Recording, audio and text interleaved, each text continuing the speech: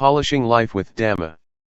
Luangpor Teean spent 5 months at a monastery in the state of New York, in 1994, and sent a letter tape to monks in Thailand which was published, and is translated here.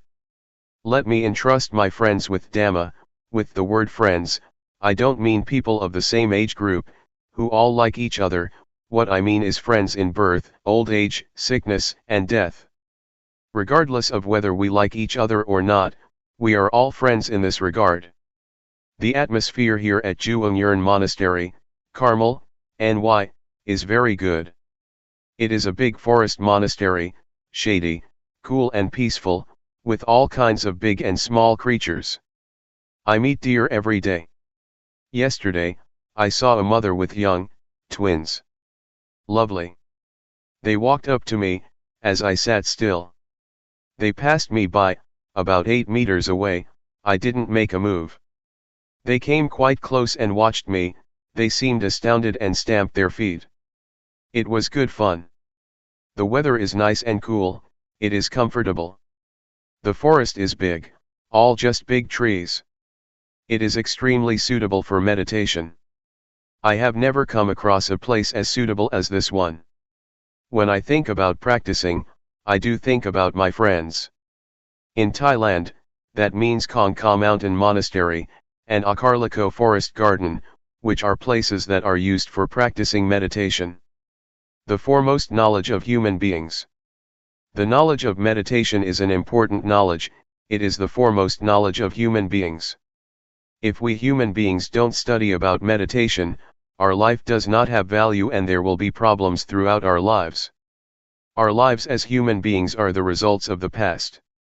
Much information has been accumulated, it's a complete mess. There is both right and wrong, foolishness and delusion in the body and the mind. This is because our body is the result of the past, the result of our life in the past. Using body and mind in the wrong way compares to a second-hand car.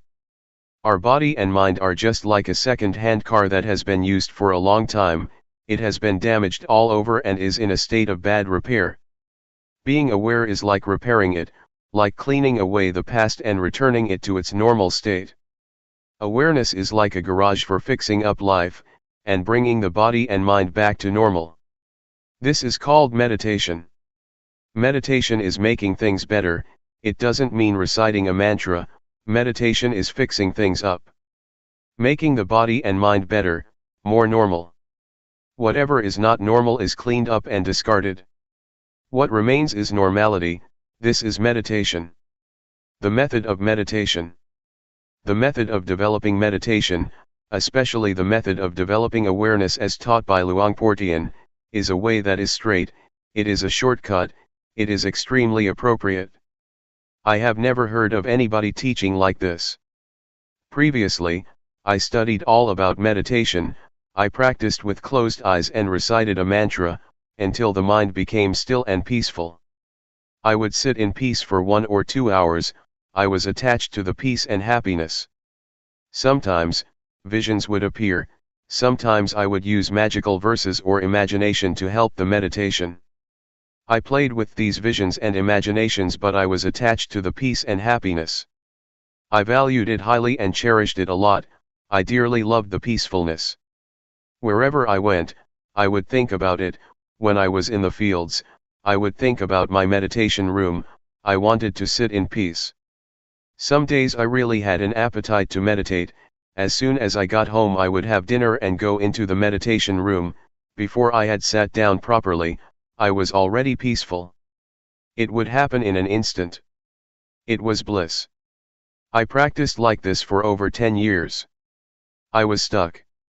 I thought that I was doing the right thing, but when I met Luangpor Teean, I was told to sit with eyes open, to make movements, to be aware and to be diligent in knowing. A strange teaching. Sometimes, I couldn't accept it and I didn't like to make movements with the hands and arms, it wasn't as good as sitting there in peace. When I first trained myself with Luangpor Teean, there was conflict and I had lots of reasons for it too. But as soon as I determined to train, and practiced a lot, things became clear. This is building up the quality of knowing, it's not thinking, it's not sitting there being peaceful. The eyes are open, so one is aware. Be aware a lot. This is a straight method, it goes straight to awareness. Awareness is the development of the Dhamma, and this is the way to have lots of awareness.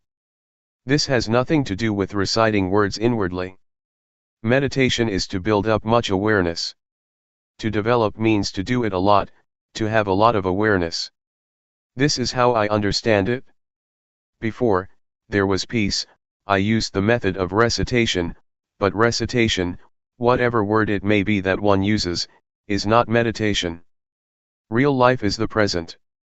Meditation means to be diligent in knowing, knowing directly, in a straight way. The things to be known are there, the body, for example, is an object to be known. Why is it that we must always focus on knowing? Because our minds instinctively rush out ahead and rush backwards, there is just future and past. For this reason we create movements in the various postures, all the time, in order to be now. Now is what real life is. Real life is now. So we practice with that. Go inwards with the quality of knowing. Directly and straightly. Know meticulously. Make it very clear, don't let there be vagueness. Make the posture that you're in clear, break it up in stages, moment by moment, so that it becomes clear. It is similar to training in writing, at first one writes the A and the B precisely and clearly, in detail. First, one should write the characteristics of the letters clearly. One shouldn't start off writing indistinctly. This is the same, creating movements, creating a form can be watched clearly, it is not blurred. When we watch the breath, sometimes, we fall asleep, it's easy to lose oneself in it. And closing the eyes makes matters even worse. It is not natural to close the eyes, and so one drops off to sleep even faster. In making movements with the arms and hands, we don't close our eyes. As with learning how to write, the movements are extremely meticulous. The knowing enters into the movements, in the most direct and straight way. On watching the body one sees the mind. On watching thought one sees Dhamma. At first, we talk about watching the body, but we'll see something else too, feelings. With eyes closed one won't see them, or one will see them indistinctly, not clearly, and one won't understand them. But when we look and watch, we will see clearly. We will see pain, tiredness, and the pleasant and unpleasant feelings of the body. These are feelings that exist. So we see feelings by watching the body. When one continues to watch, one will see the thinking mind. The mind does exist. By watching the body, one goes on to see the mind thinking. And when one sees thought, one sees mental phenomena, Dhamma, that arise from thinking. One sees thought that cooks things up, rather than just thinking, and that's the end of the matter. One sees that these are Dhamma that arise in the mind, this is how wholesome and unwholesome states arise, cleverness and foolishness. One sees this by oneself, one sees that these things really exist. Altogether there are 4 kinds of things. Instead of watching the body and only seeing that much, one comes to see feelings, the mind, and mental phenomena arising. One sees things that are there and exist in their own right. Seeing through thinking, seeing through knowing, and seeing through discovering. Before, I didn't know, I thought that all those things were I. We tend to think that all of it is self, that they are mine. And so, one gets involved, one gets stuck, one is deluded and one relates to things in the wrong way. All of it is I. But as soon as one really sees it, one sees that these things are nature, they are things that exist in nature. As soon as one sees that, One puts things down, right there. In this way, things just pass by. It is as if it is no longer one's business anymore, to get involved in it. One sees reality, things that really exist.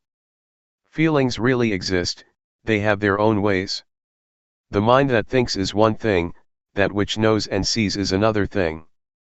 Whatever arises in the mind, that is a pair with the mind, whatever phenomena, wholesome or unwholesome, those things do exist, and one sees them, one discovers and sees, one suddenly meets them. Having discovered them, one passes them now. We can say what they are, that they are this and that, and we can pass on. We watch with awareness, we watch continuously, we watch the body continuously, we are aware of the body incessantly. When we watch, we see. Sometimes, we watch the body and we see thought. The movements are one thing, thoughts going out, are another thing, and awareness is still another thing. When one looks, that's the way it is. It is comparable to there being three separate things: 1. Awareness, 2. The movements, 3. Thoughts going out. When one watches a lot, one sees, one's vision becomes sharp. The state of watching develops and grows, it knows and it sees. It is quick, swift, it keeps up with things. This kind of eye knows in time, it knows in time what's happening. One keeps watching, and the awareness that is abreast of things suddenly makes a discovery. It is seeing through discovering, not seeing through thinking or seeing through knowing. Seeing through knowing and seeing through discovering is different. Seeing through thinking is far apart, seeing through knowing comes a bit closer, but seeing through discovering meets things in an immediate way. The posture of sitting and the movements we make, are solid objects, they are rupa, rupa dhamma, physical phenomena. What orders the body to get up, sit down, walk and move, are nama dhamma, mental phenomena. In other words, it is the mind that knows things. In actuality, these things are nothing other than just the body and the mind. Body-mind, rupa nama. The words body and mind are limited, but the words rupa nama are terms that indicate mastery. There is mastery just as with learning how to write. At first, one just knows how to write the A, the B, and so on, but when one continues to study, one becomes proficient, one can put the letters together and words are formed, it becomes language that can be used. This is the same, one sees rupa dhamma and nama dhamma. There is just this much. The body, from the top of the head to the soles of the feet, is a lump. As for nama, it can't be touched but it has power, it orders the body around to do this and that. It is the boss, the body is the servant. This is an old saying, in Thailand, that we all know, but we don't see it through discovering. When we do see it, having discovered it for ourselves, the truth is revealed, nama dhamma are the boss, they are in charge and tell rupa what to do. We see this now. The dhamma, in Thai pronounced in the same way as the word tum, which means to do, refers to nature that exists by itself. It is as it is. As for the word tum, rupa and nama, they act, they do good and evil, it is because of this body and mind. If the mind thinks in good ways, there will be good actions, if it thinks bad things, it will do those things, it will link up with rupa. If the mind thinks bad thoughts, the body becomes bad as well, and it turns into evil. If the mind thinks good things, it will order the body to do good things. The result is wholesome and meritorious. One sees now that the cause, the principle, the foundation, is to be found here. Good and bad actions are rooted here. One sees that it is like this. One becomes clever and skilled in this way. It is as if one is told something, as if something is revealed, it is as if something opens up, and one can look inside. The nature of people's lives is like this, it is right here. Life is just this much.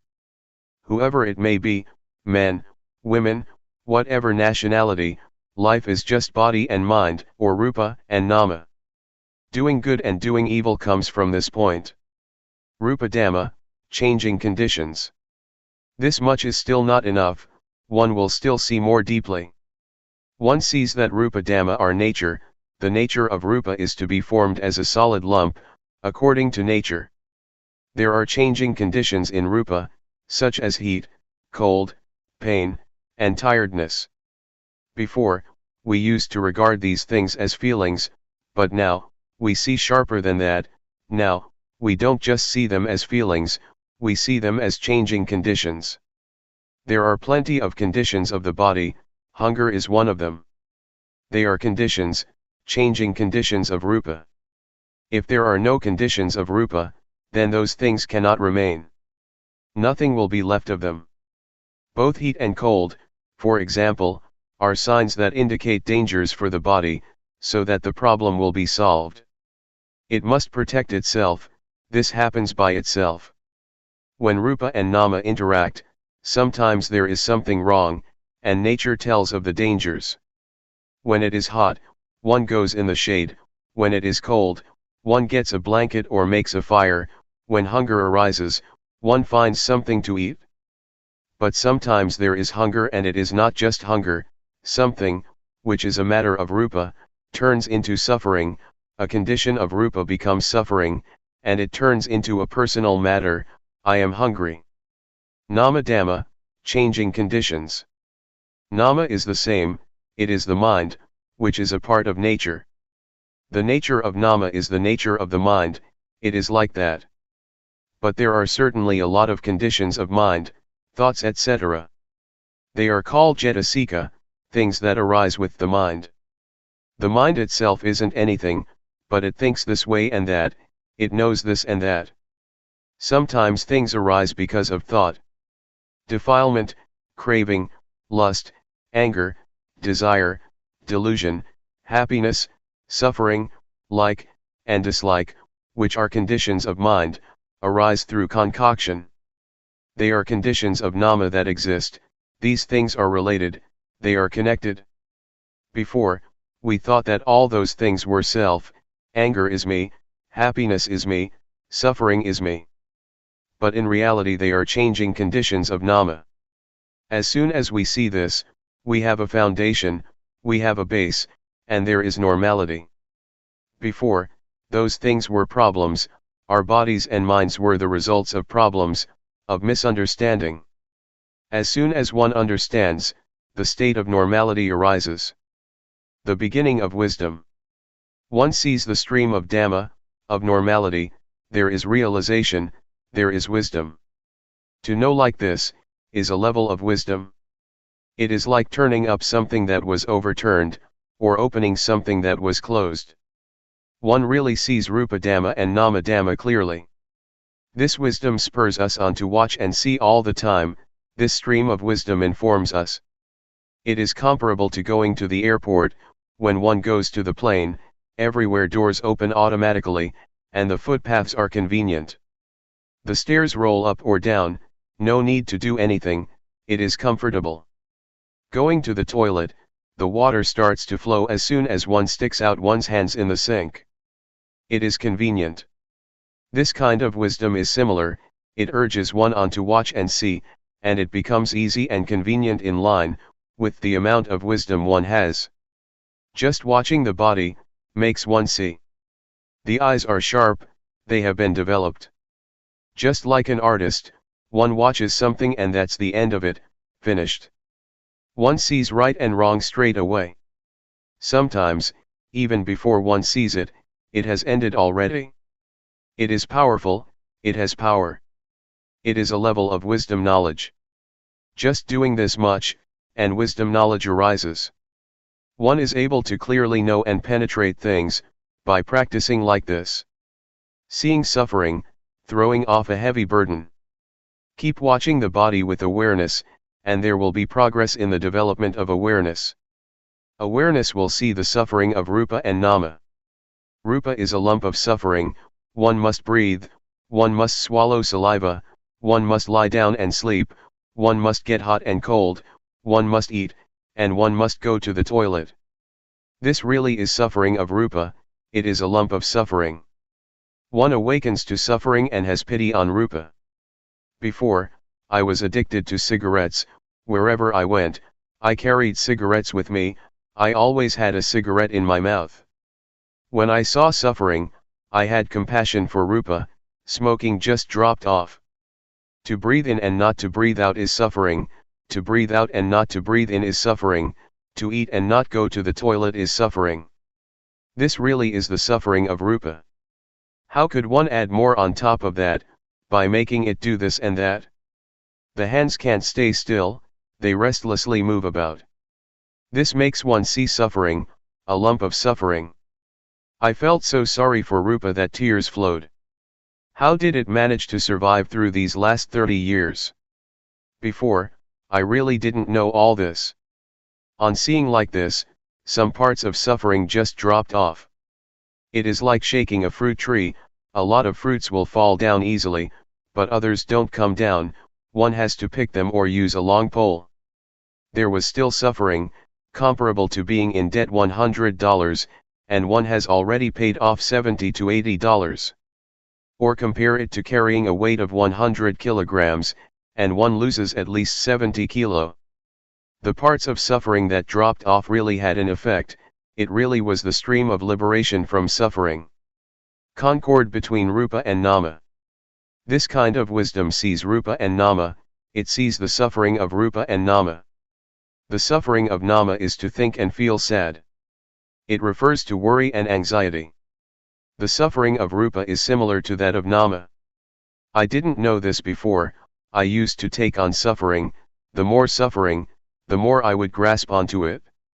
Suffering would stay with me the whole day, sometimes a few days. I would create it with thought. I would think to myself, he insulted me, he always does that, I'm not going to give in, and so on. These kinds of thoughts are like rubbish, they are stains in the body and the mind. They are the results of information that is not to one's liking. Nama is not being used properly. The results are no good. Nama acknowledges wrong information. It is comparable to a second-hand car that is full of dents made by collisions. In the mind, there are stains of love, of hate, of happiness, of suffering, of getting, and of losing. There only seem to be stains and marks. As soon as I saw the suffering of Nama, I felt compassion. I saw with wisdom that I wasn't using the mind in the right way. There is a poisonous snake in the mind that makes trouble for the body, and the body creates trouble for the mind. But when awareness arises, there is concord, there is a sense of neutrality between them.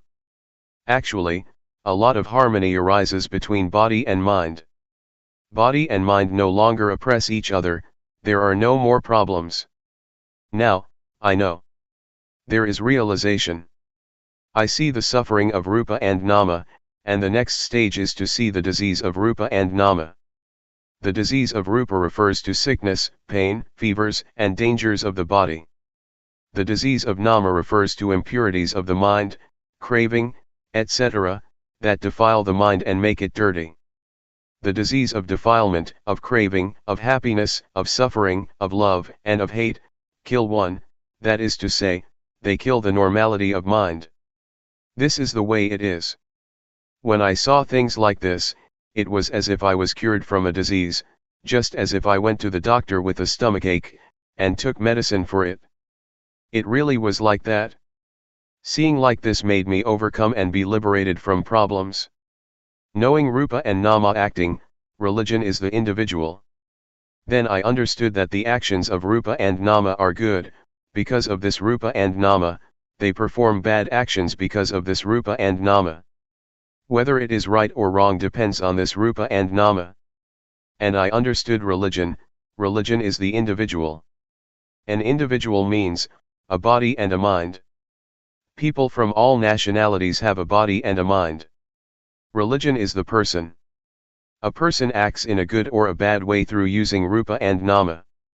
One abandons evil with Rupa and Nama. Religion is your life. If one still acts, speaks and thinks in bad ways, one may recite the formula of taking refuge in the Buddha, Dhamma, and Sangha, Buddhang Saranang Gacchami etc., but one won't be a religious person. This is just religion according to registration, one hasn't yet experienced what real religion is. I understood things like this. Oh, real religion means the individual. Religions teach people to do good and to refrain from evil, this is what religion is.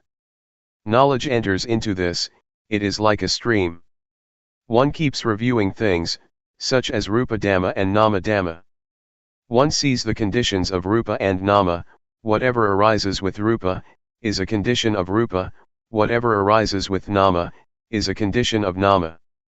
They are not permanent, they are rubbish.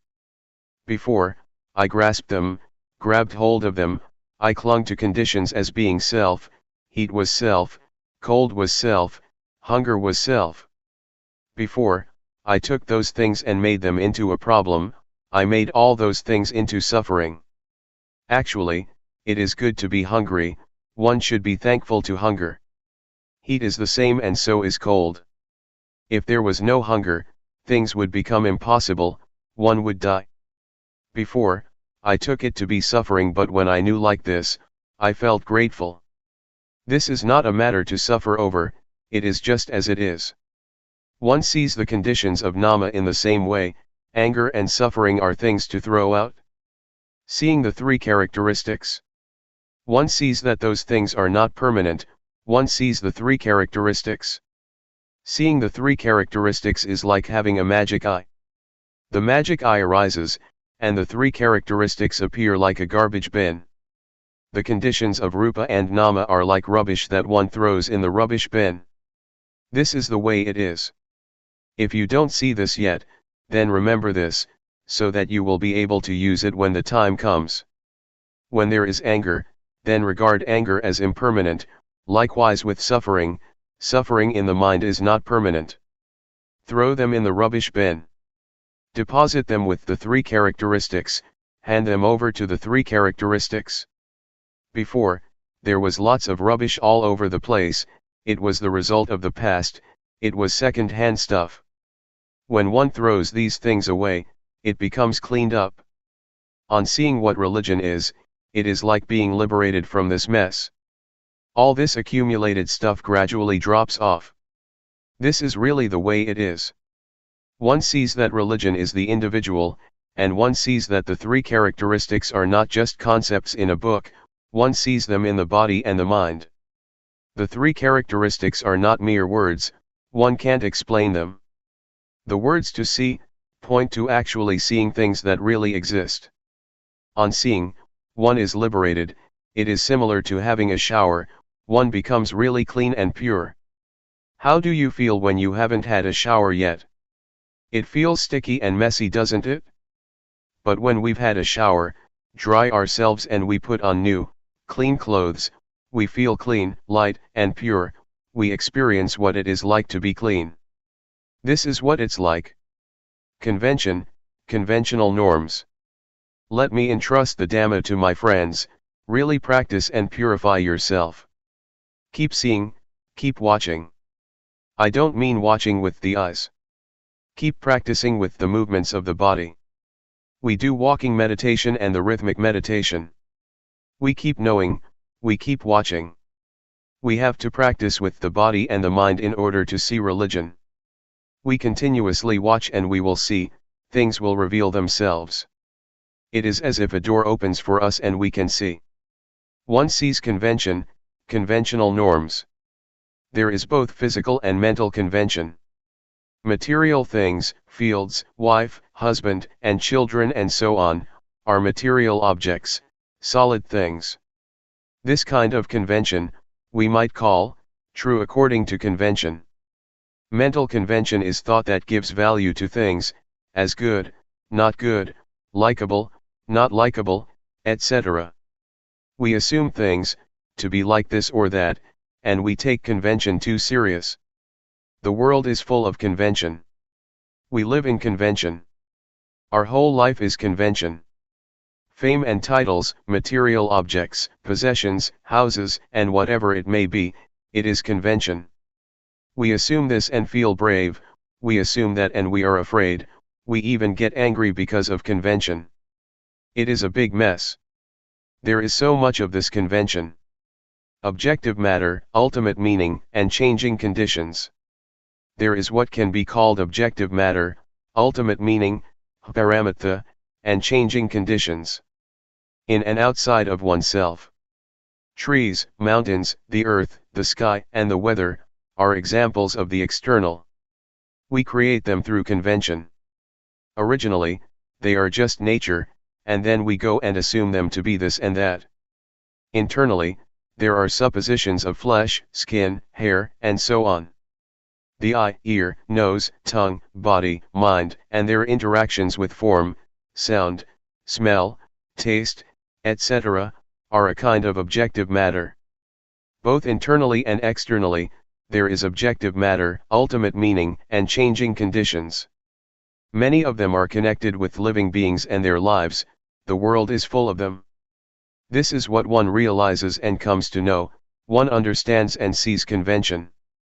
Before, I depended on thought to create magical verses, to create what is good, what is wrong, and I even created merit by using thought. In the past, I created all merit from outside, by thinking. Sometimes I would think to get something good from other people, or from material things.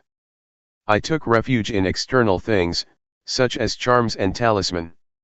I would do good actions and make merit depending on others, thinking that others would be able to give me merit, believing that to do like this and that would be meritorious. It's just thought. It's convention. The various conditions and magical chants are, nothing but, convention. I didn't know this before, but when I understood convention, all this magical stuff lost its allure. Before, as a magical healer, I used to teach people to depend on me, but now I must look after myself. One does what is good and what is bad by oneself. I don't get lost, convention doesn't fool me anymore. Now, for me, all words, all abuse, is just convention, praise as well as blame. It is convention that people use, but we go and take it serious.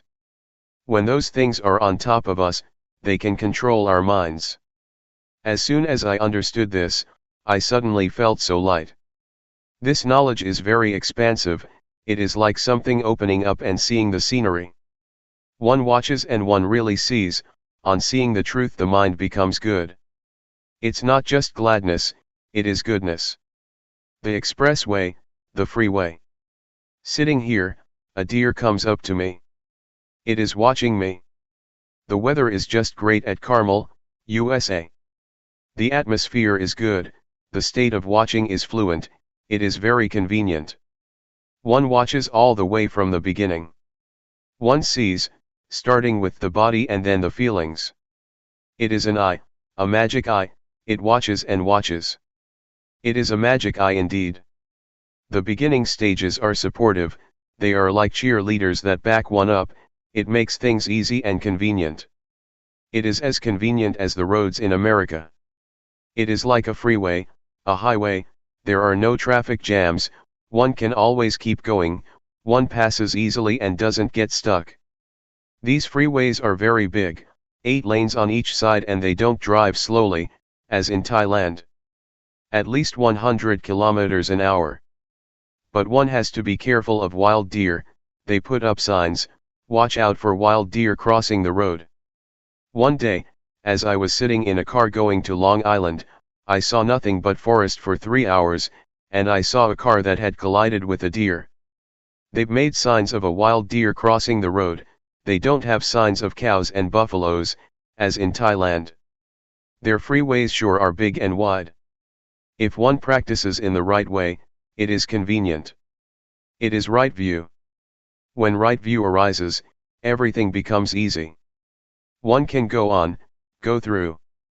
It is like that from the beginning, one steps on the right path and things become fluent, the mind is in a good state. To have the mind in a good state is to have merit. To experience the good mind, the light mind, the mind that sees reality, this is what merit is all about. Seeing like this is to close the door to the bad destinations, one is no longer foolish, one has become smart. Why get angry? One knows now. One doesn't get caught up in bad states of mind, one just watches. As awareness increases all the time, one becomes more and more skilled in it and fluent, even though it is the same old awareness. When we do something, often, it can become an art. A craftsman uses his old saw or knife, but he is skilled and gets better and better. If we were to use his saw or knife, we couldn't do the things he can. It is an art. Athletes are the same, they play for a long time and they become artists, they are fluent and they can be champions. A boxer, for example, when he trains for a long time, can win. Knowing the beginning stages is like a cheerleading team, it gives support to make progress and not to regress. Seeing thought, being a human being.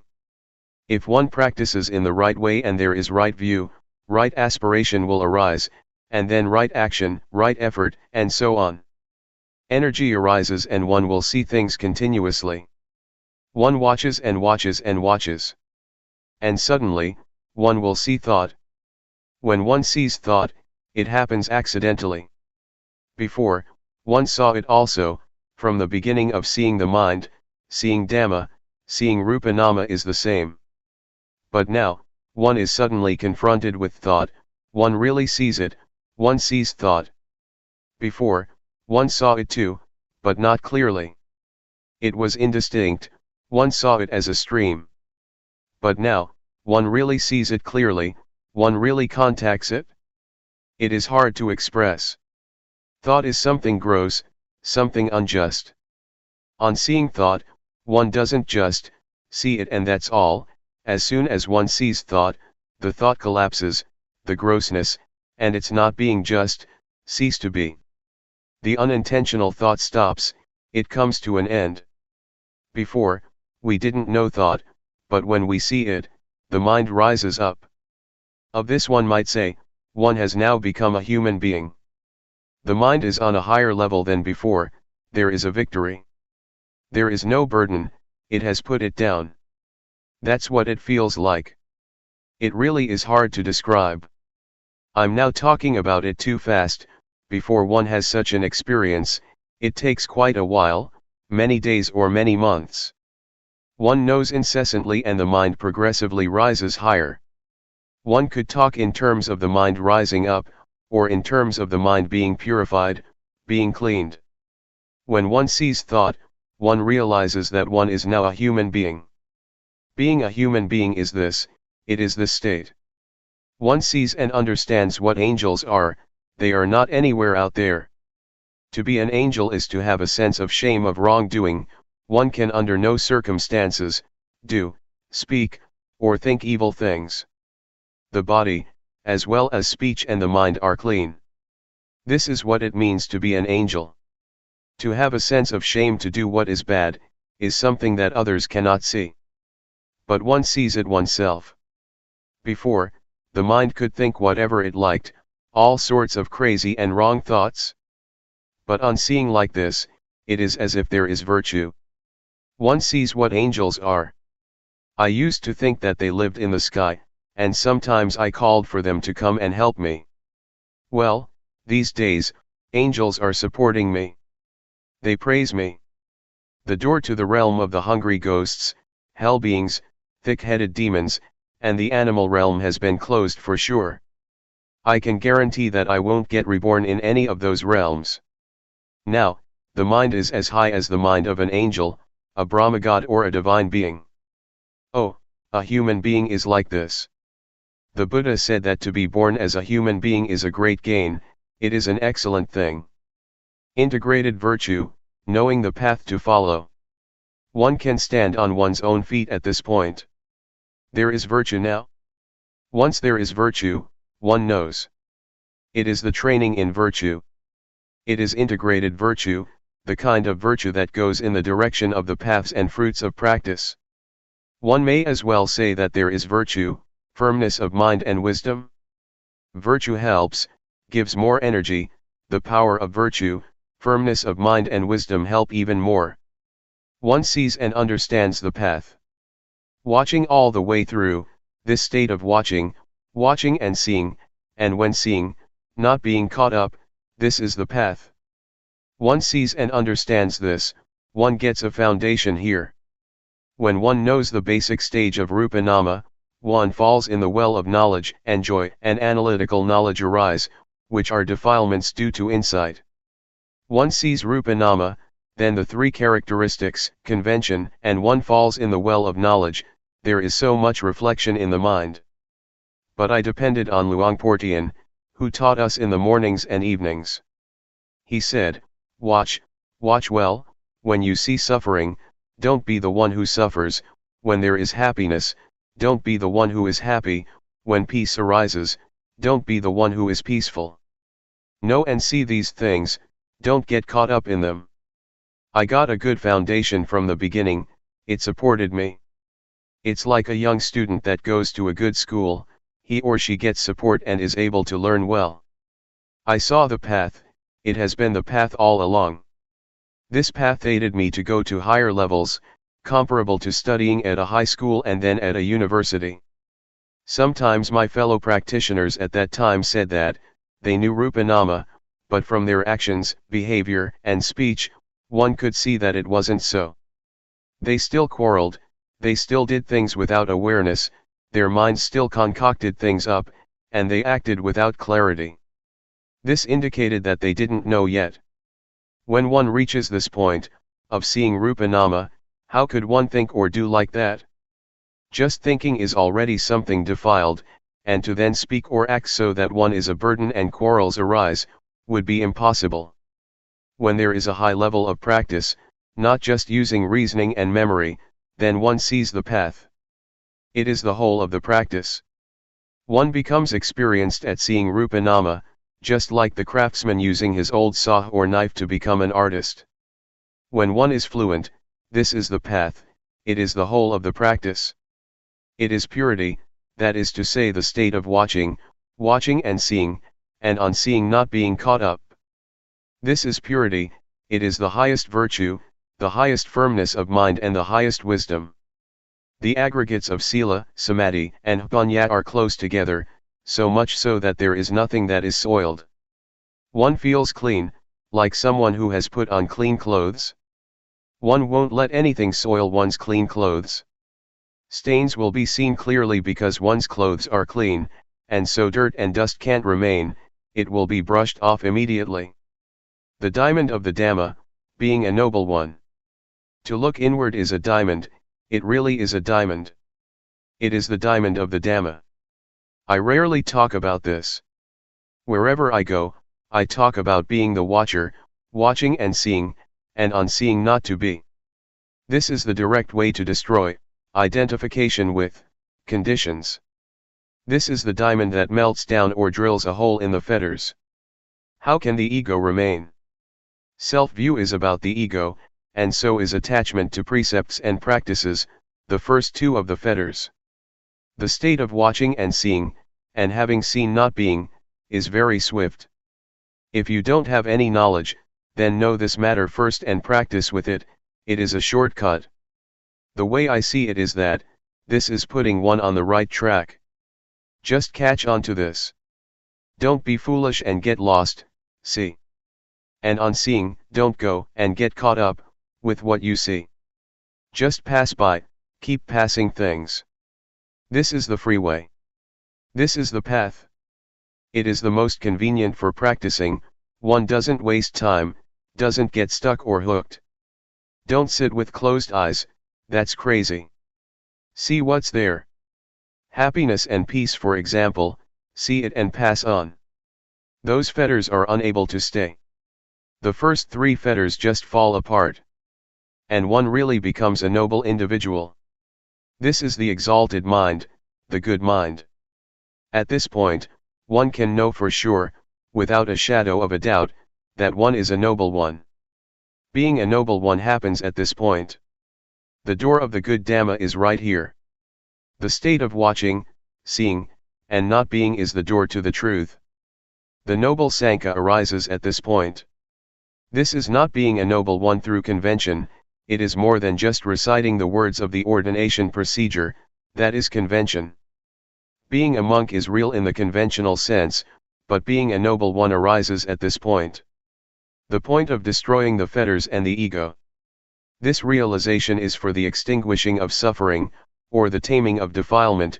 It brings about coolness. One doesn't cause any trouble or danger, neither for oneself nor for others. Impurities are melted down and digested. There is no more me and mine. This is due to the power of the knowledge from the beginning stages upwards, seeing the three characteristics, convention and suffering. That knowledge is a powerful support to make progress in a dignified and bold manner. Whether it is the 3, 5, or 10 fetters, they all fall apart. There is an enormous energy that causes one to penetrate through. It is the aggregate of sila, samadhi, and jnana. It is supreme virtue, supreme firmness of mind and supreme wisdom. It is complete purity. The body doesn't do anything bad, speech doesn't say anything bad, and the mind doesn't think anything bad. It is purity, it is the whole of the Buddhist way of life. Knowing jhana and jnana. The cankers of sensuality, being and not knowing, which are part of one's character, drop off, as well as defilements such as foolishness, anger, desire, delusion, and belief in all sorts of rites and rituals. They drop off by themselves, one doesn't do anything with them. It is comparable to shaking a tree that has fruits in it, the fruits come down by themselves. But some fruits, one has to pick oneself or get them down with a long pole. This state is like the simile that Luangpor Teean gave of the leech. A leech is sucking our blood. If we pull it off, it will come off, but with difficulty. One side of it comes loose but the other side is stuck. But there is a method for this. When we mix some kerosene with tobacco and squeeze it onto the leech, it will drop off by itself. In the same way, there is a method to let defilements such as the latent tendencies, the three cankers or whatever name they may have, drop off. It is not difficult. It happens in a finger snap. Just like a leech. It's like some custard apples that shrivel up and become black, up in the tree. In the same way, one knows and sees sensual desire, desire for forms and desire for what is formless. One understands the jhana, the first, second, third, fourth, and fifth. Each jhana has a certain number of factors, 4, 3, or 2. This is the level of refinement, the level of purity, of not being stuck. Until one is not stuck or attached at all, it is zero. Zero means that there is no value. Let me tell you, it is life where I doesn't have value, nothing is left of it, of the sense of self. Zero. The unlocking, the 5 aggregates stop working. The development of awareness reaches the state of watching. Jnana or wisdom knowledge is fixed and burns things up, nothing can stand in its way. Purity reaches its perfection. It is natural, it is the law of nature. I don't know how it happened but the lock gets unlocked, it is as if something falls off, as if something snaps. One could say that the 5 aggregates, namely, form, feeling, perception, volition, and consciousness drop off. Before, they worked together, it was their job to do so, but now, they stopped working, they've come to a halt and they have returned to nature. Everything has gone back to nature. It's all finished, it has stopped. There is nothing left. It feels as if there is nothing left to do. The goal of life has been reached. There is vision of the unborn, the non-aging, non-sickness, and the deathless. The Buddha, the Dhamma, the paths and fruits of practice, Nibbana, and the noble Sangha really exist. This reflects back to my father and mother who painstakingly raised their children. It is natural for parents to do that. They do so in order to let life reach its final destination. Well, it has been worthwhile. This happened at the time of having the midday meal. Usually I didn't have a midday meal, because Luangpor Teean said that he wanted us to practice continuously, and effectively in developing awareness. And so I asked my friends for the opportunity to not get involved in the various activities. In case I would not show up for the meal for over 7 days, then to come and check on me. But if I would fast for 2, 3 days then there was no need to come and ask what was going on. If I wanted to eat I would come, and if I didn't want to eat I wouldn't come. That's what I said. That day, I came for the meal. I had the meal together with Luangpor Teean. As I was eating, I watched myself. There were just processes. A hand with 5 fingers taking a lump of rice and putting it into the mouth was just a process. Talking, eating, sleeping, they are all just processes. They are not intentional actions, comma. It was really utterly finished. After the meal, the other monks all left, but I kept sitting there. Luangpor Teean asked me, "What's up?" I told him, "I've come to the end of things, Luangpor, there is nothing left." Luangpor Teean said, "It's an art, isn't it?" "Yes, it is, Luangpor." Next, Luangpor said, "Just practicing this much and you get these results. Does the Buddha really exist?" "Yes." "Do the paths, fruits, and nibbana really exist?" "Yes, they do." "Is there a noble Sangha?" "Yes, there is."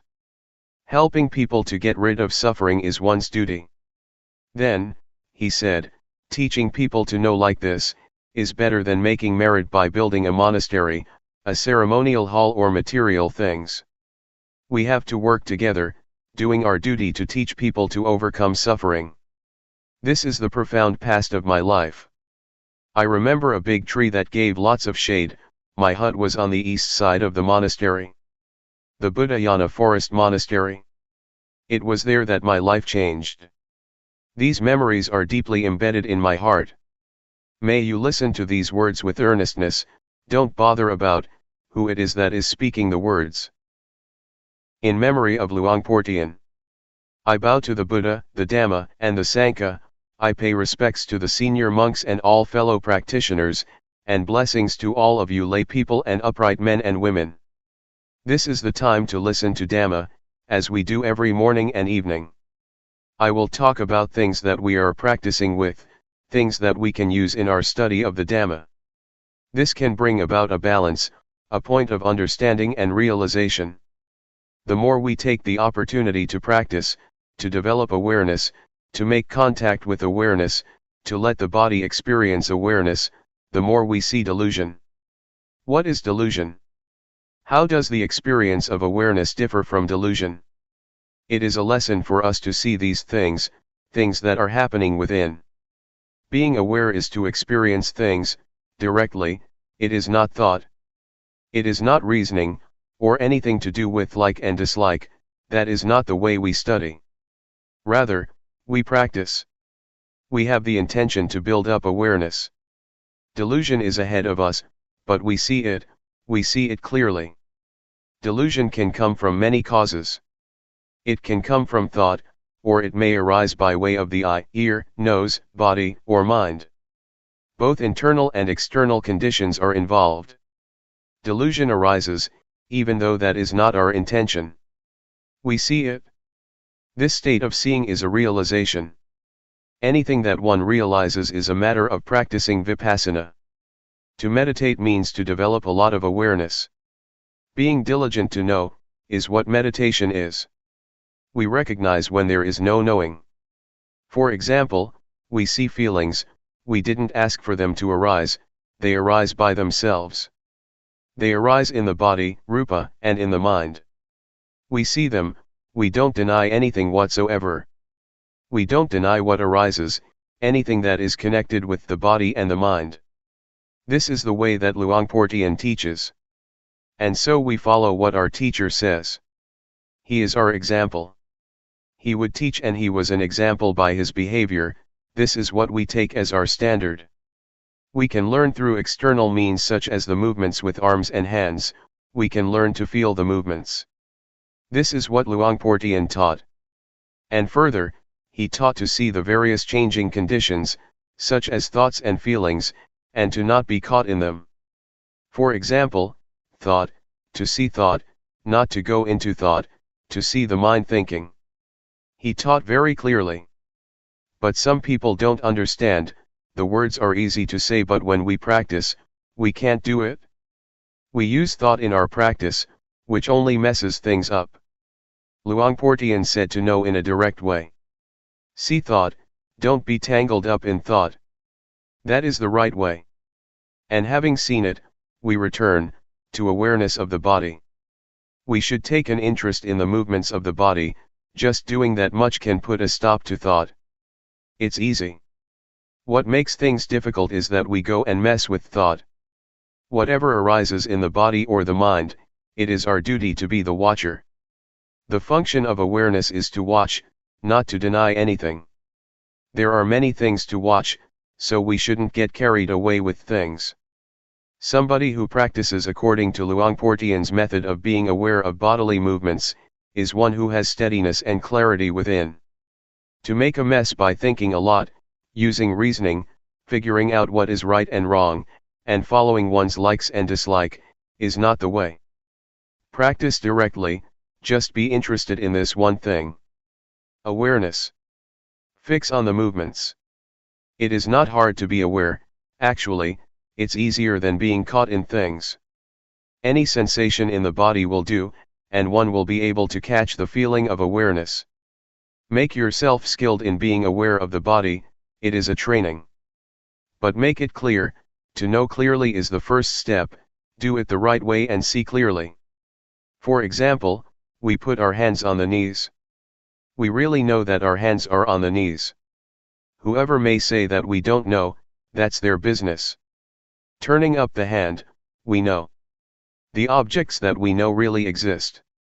They are objects that we experience for ourselves. Raising the arm, we know, it is a clear knowing. It is an answer or solution in itself. However we move, we know. Besides this knowing, we see the feelings that arise, crystal clear. We don't get caught up in feelings. We see the feelings, and that is the solution. Anything that arises in the body or mind, that we see clearly, is a solution in itself. One sees thought, for example, and thought cannot fool one anymore. One sees feeling, and feeling can no longer fool one. Every time that something arises, one is ready to respond. One gets a foundation that makes one pass on all the time. If one gets caught up in something, it stands out. For example, one becomes happy or sad, and there is a self in those feelings. Or there is a self in thought, thought takes us to right and wrong, to like and dislike, and so it becomes a long story. But if we just see it, it is very short. Just knowing it, oh, I know already. Whatever thought it may be, it is just thought. Whatever feeling it is that arises, it is just feeling. It is not anything else. But when we are not aware, we don't know, we don't see it. And we are fooled by the convention in thought and feeling. If we catch on to the main principle, the development of awareness through using movements, is extremely convenient. The various postures are a big aid. There are many ways to escape. There are so many occasions to find a path. But if we go and think about practice, getting involved in what we like and dislike, then it becomes a long story. For some people, just ordinary thinking is already a problem, and everything gets messed up. But if one knows, there is no problem. We just simply see that the mind thinks. This is thought. Then, we can return to the movements. We keep watching and wisdom arises, seeing the body and the mind gives rise to wisdom. But in the beginning, maybe nothing will happen. But establish a foundation, by making the movements with the hands and arms. The ability to watch will develop itself. A discovery will take place. One discovers that the body really is, just, rupa, there is not any self to be found there. Rupa is part of nature, and many conditions manifest in it. Feeling, for instance, is a condition of rupa. Heat, cold, pain, and hunger, are conditions of rupa, and so we solve these problems. Once we have a foundation and we see that they are conditions of rupa, we become skilled. Nothing is concealed for us any longer. The various conditions line up to show us what they are. They reveal themselves. One knows all about rupa now. This is wisdom knowledge, that penetrates all matters that are concerned with rupa. One has discovered all of it. At the moment that these things arise, one is able to solve the problem, one knows now. Whenever feelings arise, it is their business. One understands this now. There is no self in feelings of hot and cold, or in hunger and pain. In short, it's all just feeling.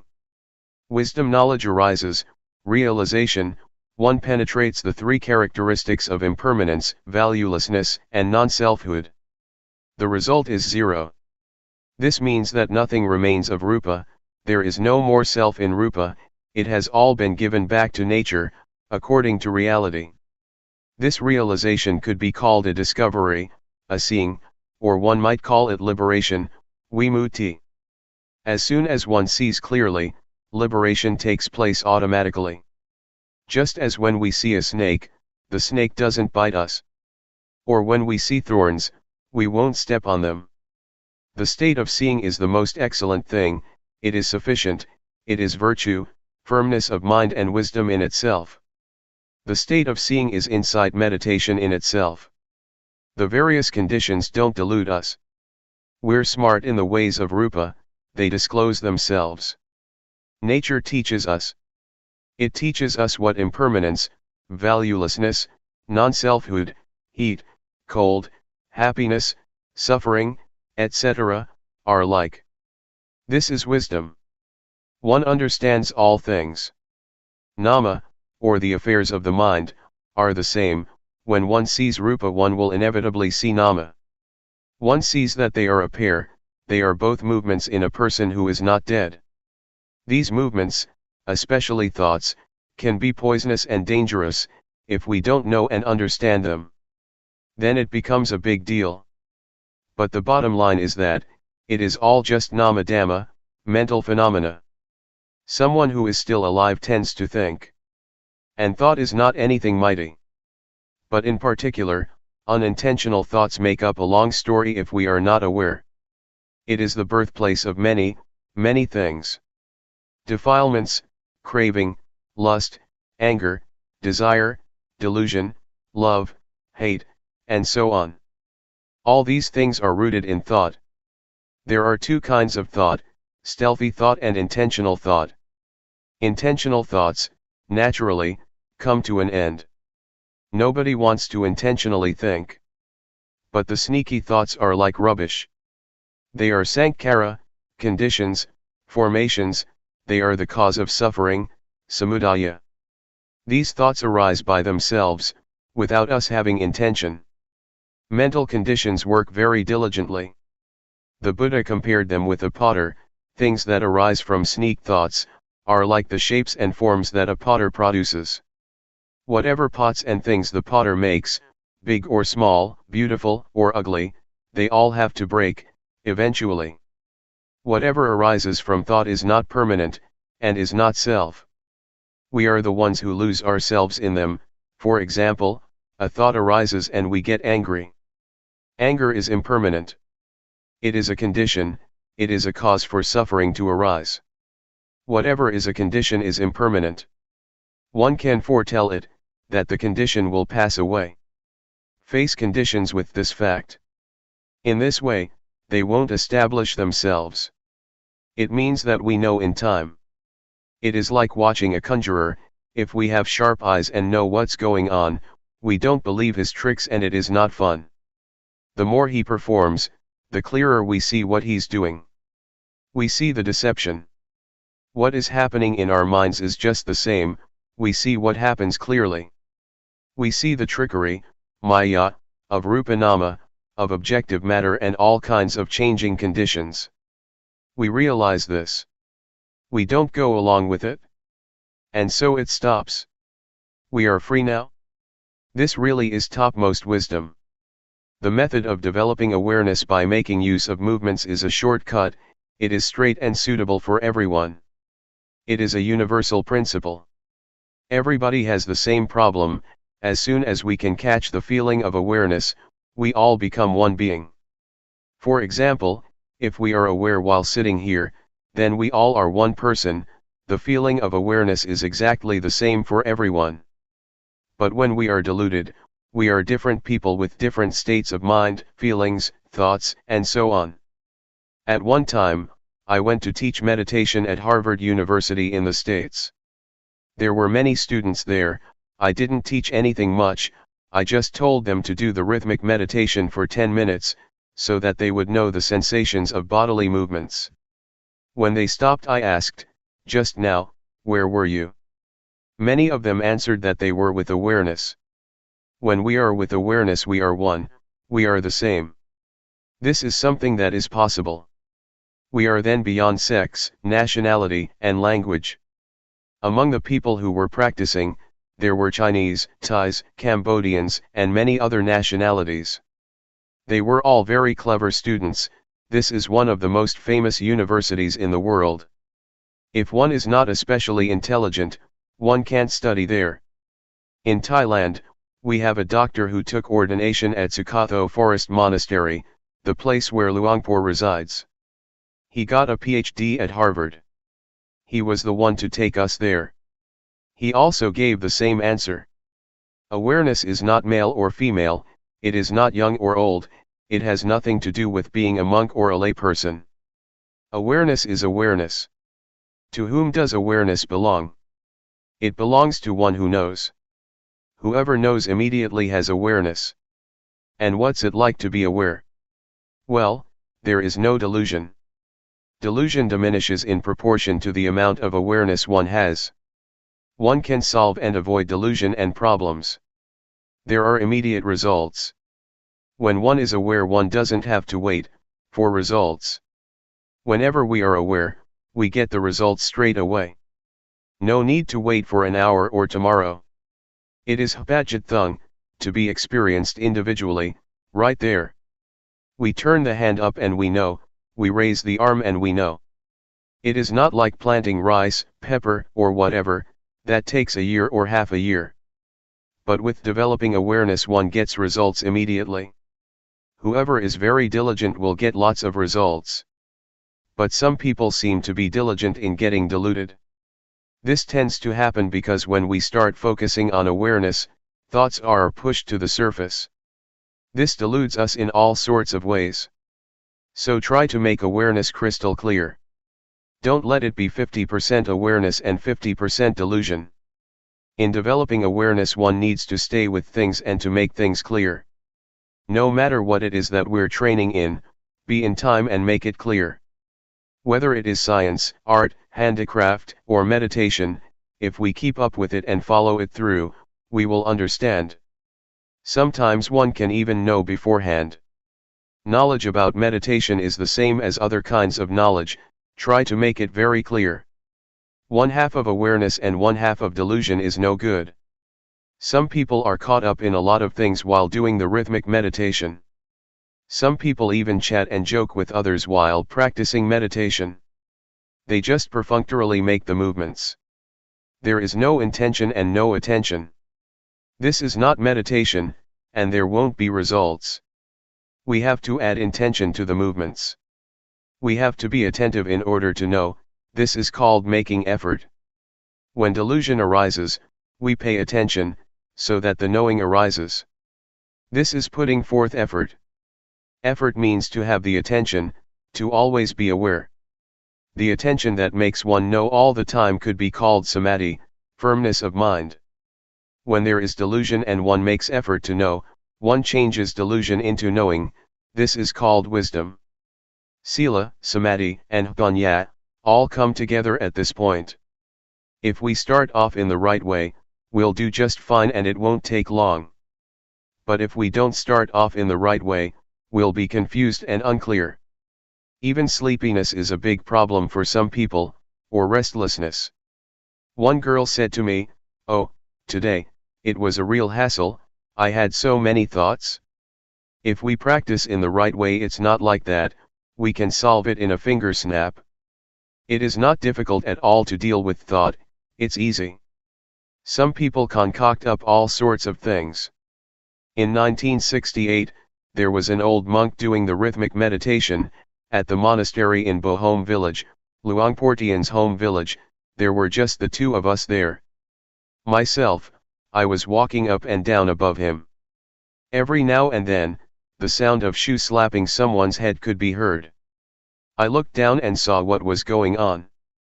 I asked him, "What are you doing?" "The mind keeps thinking, I don't know why it's thinking all the time," he said. One's own thoughts are a big problem. To the extent that one beats one's head with one's slippers. For some people, it is as if there is someone in one's head, thinking. Conditions are being concocted into states of mind and feelings of self. There is no end to it. But if we see thought, whack, we can smile inwardly. We see delusion. This is the best lesson there is. This is quite a profound experience, and one kind of feels proud of oneself. Whatever it may be that arises, that is not awareness, all of that is a lesson to us. There is nothing that is wrong. Even sleepiness is the same. Some people won't do anything about it, they immerse in drowsiness and nod in all directions. When they close their eyes, they'll just fall asleep. They are stuck in that state forever. But when we take a good look at sleepiness, there is nothing difficult about it. It really can be solved and overcome. Then there is no more problem. But if we don't know how, and we are unclear, if awareness is not firmly established, it turns into a big thing, sleepiness. It makes one feel exhausted and there just isn't any energy. Sometimes in addition tension and headaches arise. We should try to wake ourselves up. If there is not a sense of being awake, then use different postures and look around you, look at the trees, take a deep breath and make awareness clear. Then, it is not a big thing. It is refreshing to see sleepiness. When one is caught up in sleepiness, one is lazy, it's the lazy mind that can only think of sleep. Laziness shrouds the mind. It's the stubborn mind, just like a kid that is stubborn. Whatever you tell it to do, it won't do it, it's just stubborn. If we understand this, we are clever and nothing can fool us. Thoughts can't fool us. In this way things become easier. In our entire life, there are only just two things, knowing and delusion. Just these two things. This is the conclusion, knowing and delusion. The cause for sleepiness, defilement, greed, hatred, craving, lust, worry, happiness, suffering, etc., is delusion. Delusion is the cause. There is no method to practice with delusion. Don't even try it. But the way to deal with delusion is by building up awareness. Only sati is able to clear up delusion. Delusion is the biggest of the defilements. If compared to the index finger, the middle finger, and the ring finger, delusion is the middle one. If there is delusion, anger, desire, love, and hate can arise too. Therefore delusion is the mightiest. When delusion is present, one is ready to be angry, ready to desire, etc. One inclines in the direction of the various impurities. The only method to do something about delusion is to be aware. It is very easy. It is the path. One sees and discovers the path. The method of developing awareness by making use of movements is applicable to everyone, regardless of sex, age, nationality, and language. It is a universal principle. Whoever tries it out won't be able to deny it. Nobody can deny it because it is a true principle. We have Luangpor Teean as our example, as our model. His life was exclusively devoted to the development and practice of awareness. I'd tried out several methods when I found out about this one. I was very satisfied with it. It was good enough for my life. One time some Westerners that were teaching their religion came to the place where I was teaching in the USA, together with their students. They were standing outside the room I was in, about 8 people. They asked to interview me, through the translator. I said, all right. They came in together with their disciples. They stood there and asked me, what is it that you know? You come here to teach, so what do you have to teach? I first told them to sit down. Then, I told them, I know myself. What does somebody who knows himself know? They wanted to know. So I told them to put their hands on their knees.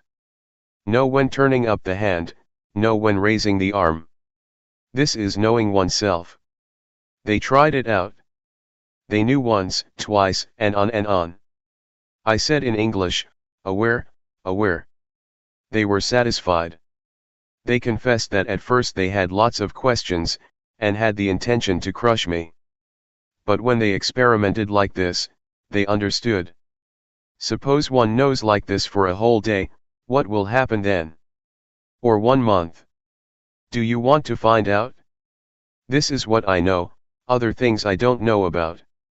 You Westerners are able to go to the moon, but that kind of wisdom is worldly wisdom, it is not enlightened wisdom.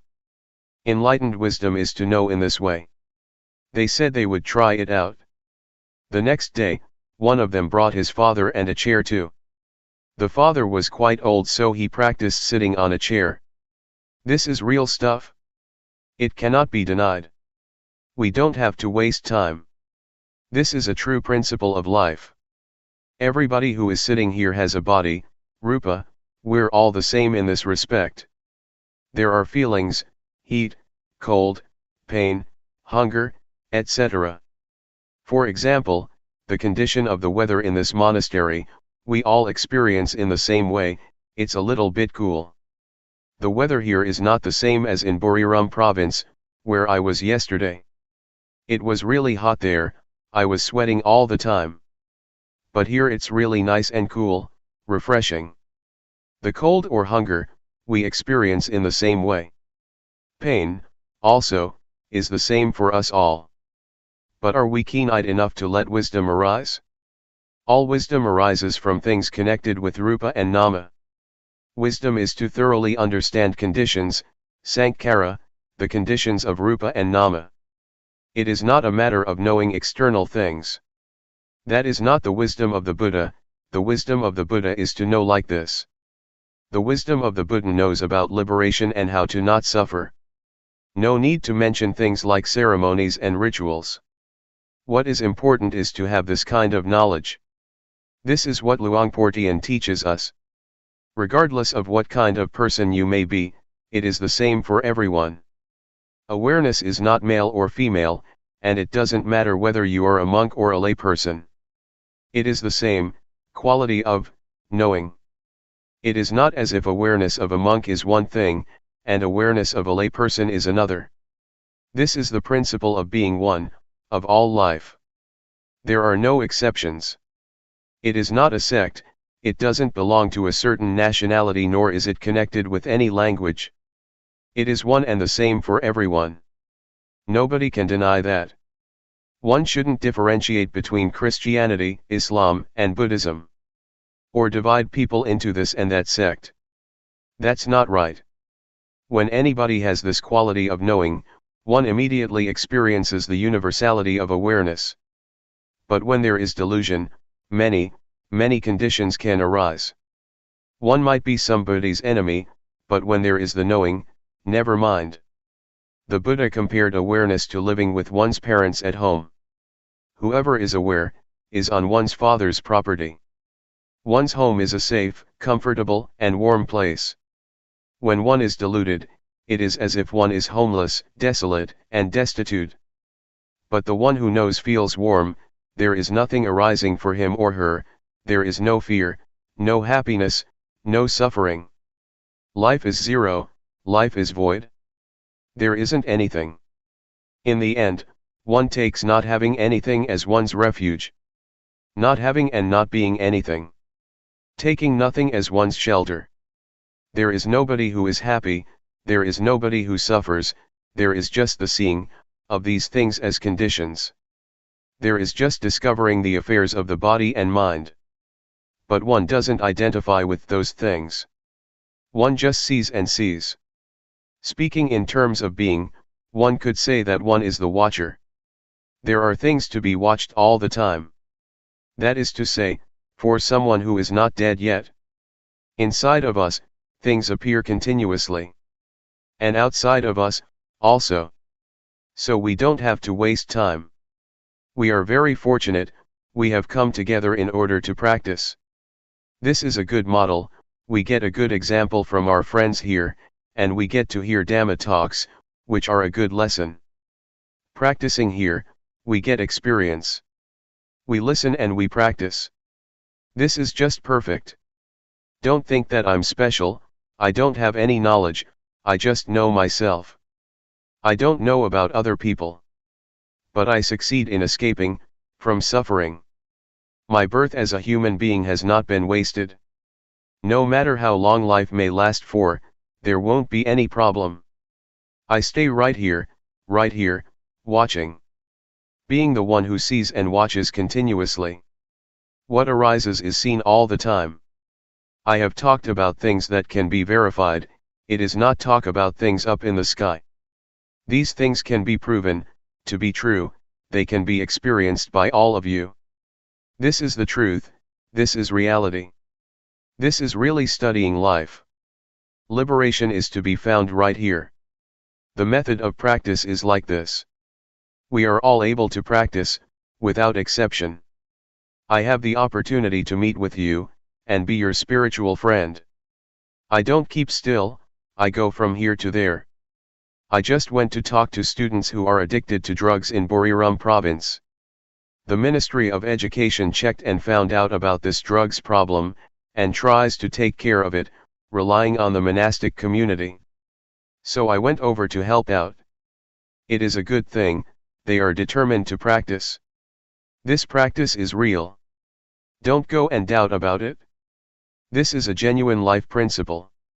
The foundation of religion, of the overcoming of suffering, of liberation, is right here. It is to be found in every rupa and nama, i.e. in every one of us. Everybody has determination and purity of mind, the mind inclines to the right direction. May that determination and purity be the power for you, to meet the truth, Satjadhamma, that is to say the state beyond birth, aging, sickness, and death. May you all discover that in this lifetime. Dhammaroot. Throughout the time that we spend together here, may you determine to train yourself, depending on the postures of walking meditation, and rhythmic meditation while sitting. Move your hands and arms as has been instructed, and see and be aware of getting up, walking, sitting, and other movements of the body in the various postures. Fix on awareness, build up awareness and stay with awareness a lot. Be aware when your mind thinks of this and that and goes to other objects, because it will abandon the watching and seeing of the present, existing posture. Know how to put down thoughts and moods, pull yourself away, and come back to watch and see the movements of the body. Train yourself to be skilled at this point. Establish awareness properly.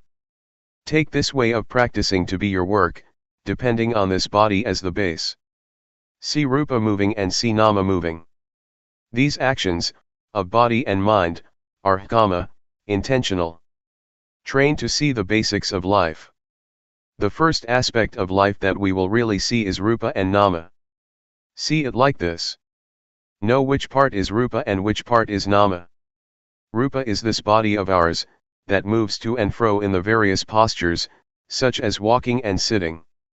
Nama is feeling and thought, that which orders the body to move this way and that, it orders one to love, to be angry, to be delighted and to be sad. It orders one to go here and there. All of that is the state of nama. All of it is a movement of the mind. This is called nama acting. In reality, to get to see rupa nama and to be able to differentiate between them, takes rather a long time. This is because our minds are used to thinking, they are used to being carried away by moods. Whatever object arises, completely takes one in, a thought of anger arises and one becomes angry, whatever one indulges in, one gets overwhelmed by. But as soon as we fix on being within limits and establish awareness, those moods that used to be so powerful, now express a reaction. Some people do walking meditation for a little while and get sleepy. Some people practice the rhythmic meditation and become restless, their minds go all over the place. They struggle hard and feel uncomfortable, burdened, they have headaches and tight feelings in the chest. There are these troublesome things that come up all the time, they are obstacles. Understand this to be ordinary. Don't be annoyed, uncomfortable and burdened by those various manifestations. Establish awareness, hold on to awareness well. Whatever states or conditions arise during the practice of meditation, recognize them, see them. Have crystal clear awareness. Recollect what your main duty is. It is to cultivate awareness, and to see the body as it is moving in its present posture. This is the foundation. As for thought or any moods that come to interfere, regard that as ordinary, take that to be objects that change according to the habits of the mind, that hasn't yet been trained. All right, when it arises, but our main duty is to establish sati. Be aware, arouse awareness in order to see the body, always see the states, conditions, and whereabouts of the body, as it is moving about as clearly as possible. Know how to put down thoughts and moods that are, continuously, changing, don't let them be obstacles. This point right here, might be a big issue for some, and not a big deal for others. Characteristics and conditionings tend to vary according to previously accumulated habits. Sometimes the thoughts and moods that interfere are quite powerful. They might make one's mind think in line with them, until one is fooled and forgets oneself. The mind wanders away, it gets really fascinated with those things. Never mind. When we realize it, and are newly aware, be careful. Come back to fix on awareness and keep on practicing. The state of the mind wandering off and lacking awareness, the mind feeling uncomfortable and burdened, arises a lot when we first set out to train ourselves to develop awareness. It is the same for everyone. Because, originally, we are used to thinking all sorts of things according to our own untrained minds. Therefore, it is going against the stream of our old habits to try and establish and arouse awareness. So, it is ordinary that there are various obstacles. In the beginning, we must depend on devotion, and put forth a lot of effort to train and establish awareness, so that one gains awareness.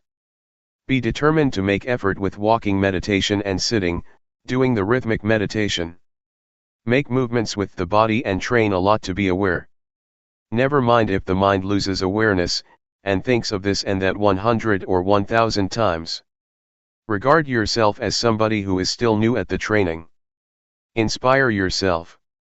Try and do the best you can. Keep establishing awareness consistently.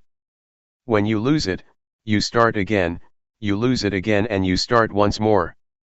The state of delusion and forgetting often, and then being able to re-establish awareness, makes one begin to be able to differentiate, and one gets to know what one's heart and one's real character are like. One begins to understand how to adjust one's own mind to be aware. One knows how to put down changing thoughts and moods. These experiences teach one to re-establish sati faster and clearer. Awareness becomes more and more prominent, as long as one tries and puts forth effort. We now begin to really discern our states of mind, the states that are conditioned by thoughts and moods, and the state that is governed by awareness. We have more ability to know our own moods in time. And there is more awareness as well as awakeness. The conditions, of feeling uncomfortable and oppressed, of doubt and confusion, of restlessness and giddiness, and of feeling fed up, that used to be there, gradually begin to fade out, with each moment that our sati sampajanya begins to awaken more and more. Until finally, when we really have aroused awareness, and a sense of being awake firmly, we see the existing rupa and nama clearly. That's it. We now get to know about life. We get to know suffering, dukkha, the suffering of rupa and nama. We will understand that rupa or the body is a lump of suffering. It consists of parts that are always moving and changing. One really sees the unfolding of the various states, conditionings, and processes of the body clearly. Breathing is suffering, it is a conditioning, it is dukkha, it is an ordinary state that happens by itself. Swallowing saliva, blinking the eyes, opening the mouth, eating, lying down, taking a shower, putting on clothes and so on, is all dukung. They are ordinary conditionings of the body, that happen by themselves. Most people have never seen the states of the body, and the course that it takes, according to reality, like this. And then, through ignorance, we create another kind of suffering to mess up our lives, namely nama dukkha. Nama that we have not trained yet, nama that thinks according to what one likes, wants, and desires, nama that is still full of attachment, concocting up thoughts and views based on a self. This is another kind of suffering that we don't know about yet.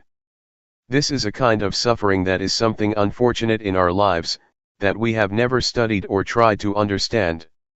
This nama has never been trained, has never treated rupa, nor one's own life fairly.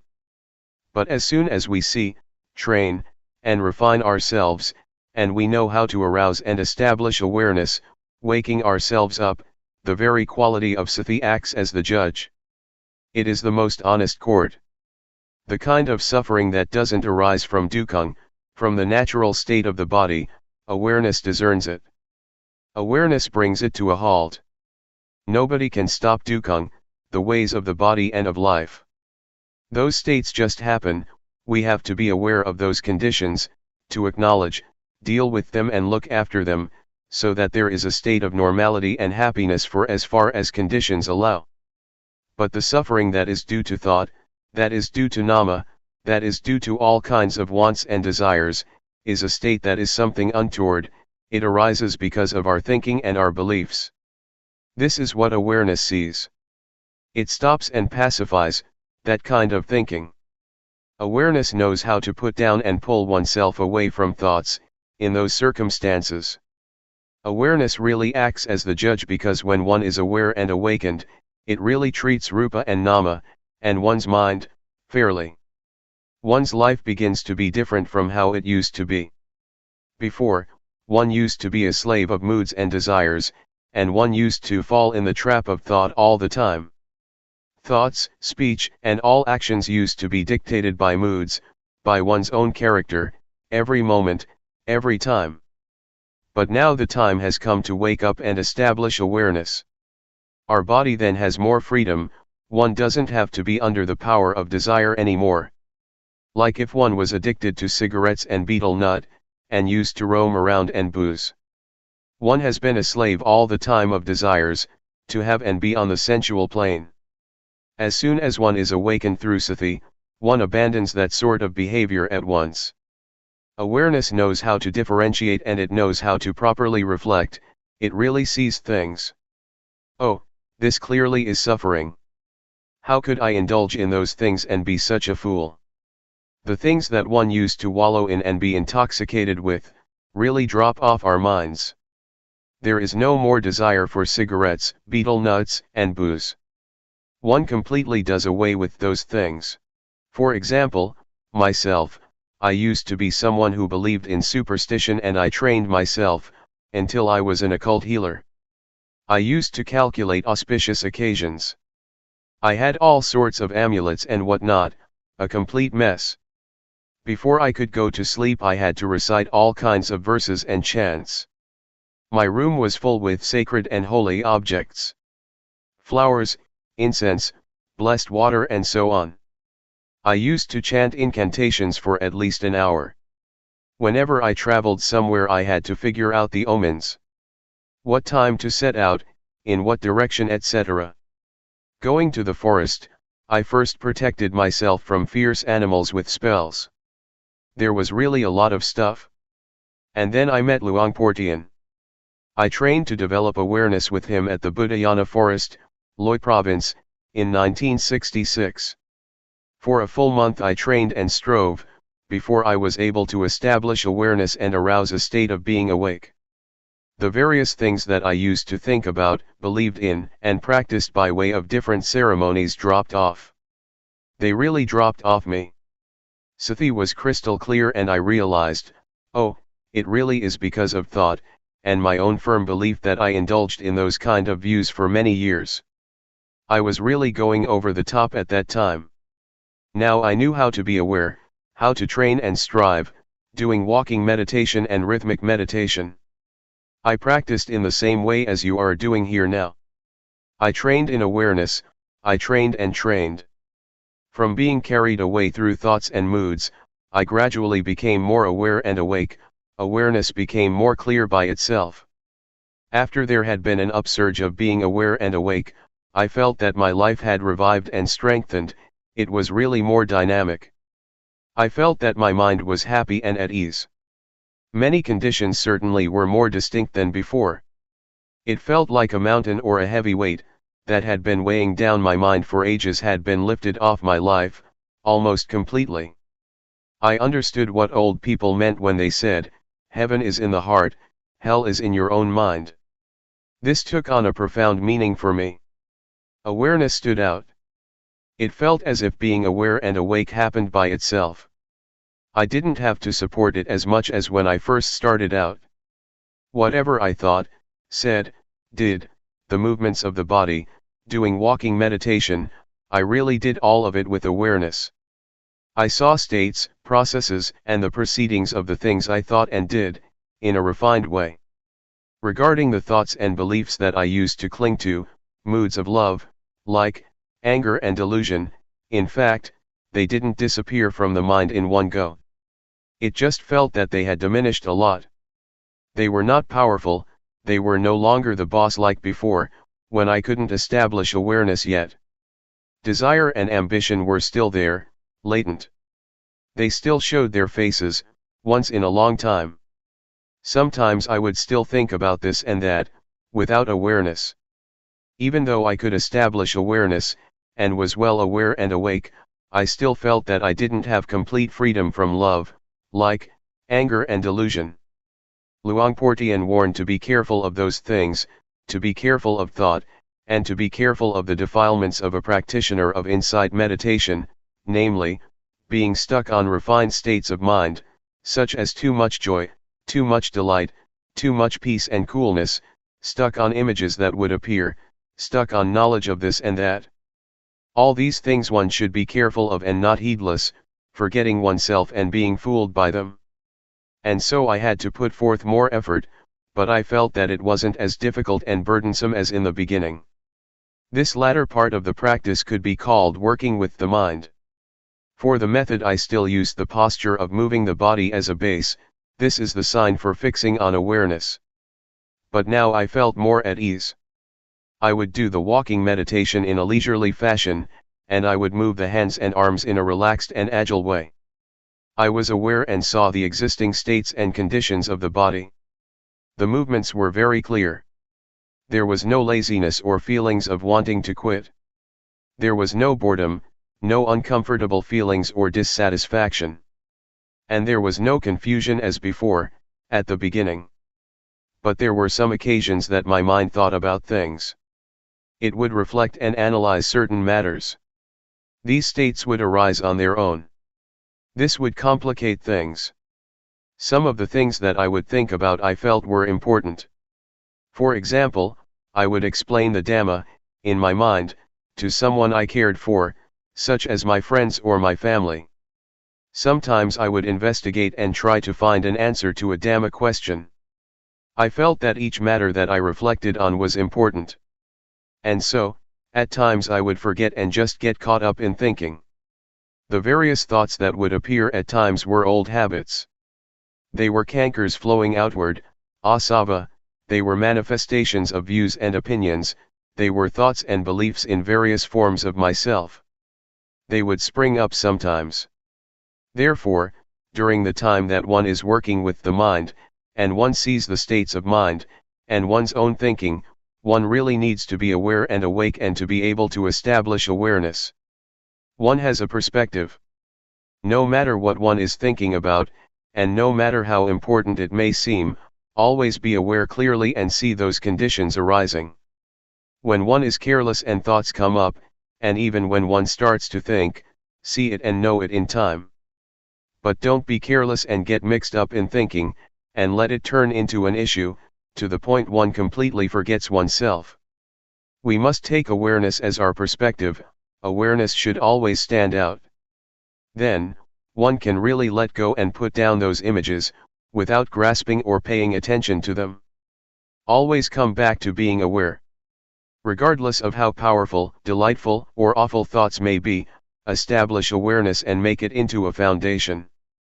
When thoughts arise, let them be there, but see their characteristics. Just be clearly aware and don't get mixed up with thought. Neither encourage nor obstruct thoughts. Do it like this. Hold on to this principle. It won't be long and those thoughts will stop on their own. They will fade and disappear by themselves.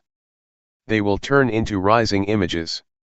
Just watch, see, and know their temporary rising and passing. In the end, awareness will still be as stable and prominent as it originally was. Actually, the method here is the same as when we first trained to establish awareness.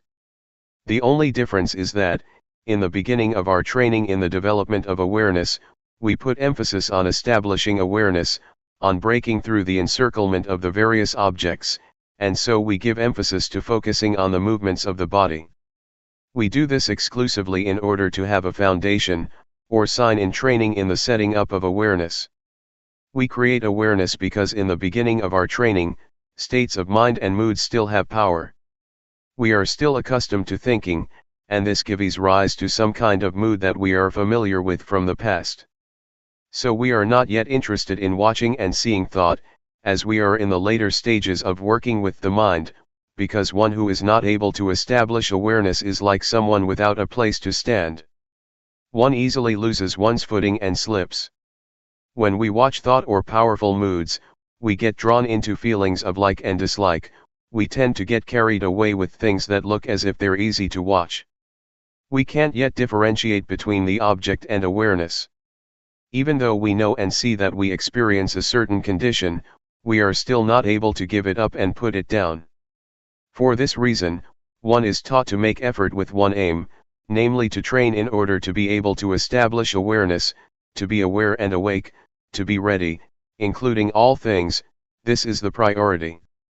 Make use of the postures and movements of the body as signs, and exercises to train in focusing on awareness. No need to be very concerned with thought or your state of mind. When we get to the point where we have established awareness, the mind is awake and we have a perspective on life, that's it. Now we have the ability to face thought, to see the mind, to see the stream of our own thinking in a straightforward way, without our mind slipping and sliding, getting caught up in thoughts. Therefore, only someone who knows how to set up awareness will be successful in working with the mind, someone who arouses both awareness and a sense of being awake. This period is important for getting to know oneself in a straightforward manner. One comes to know how to let go and put down one's moods, thoughts, beliefs, and conceited opinions, really becoming absolutely free. What kind of character and disposition did we used to have? What kind of things did we think about and believe in? To what extent did we have moods of love, anger, and delusion?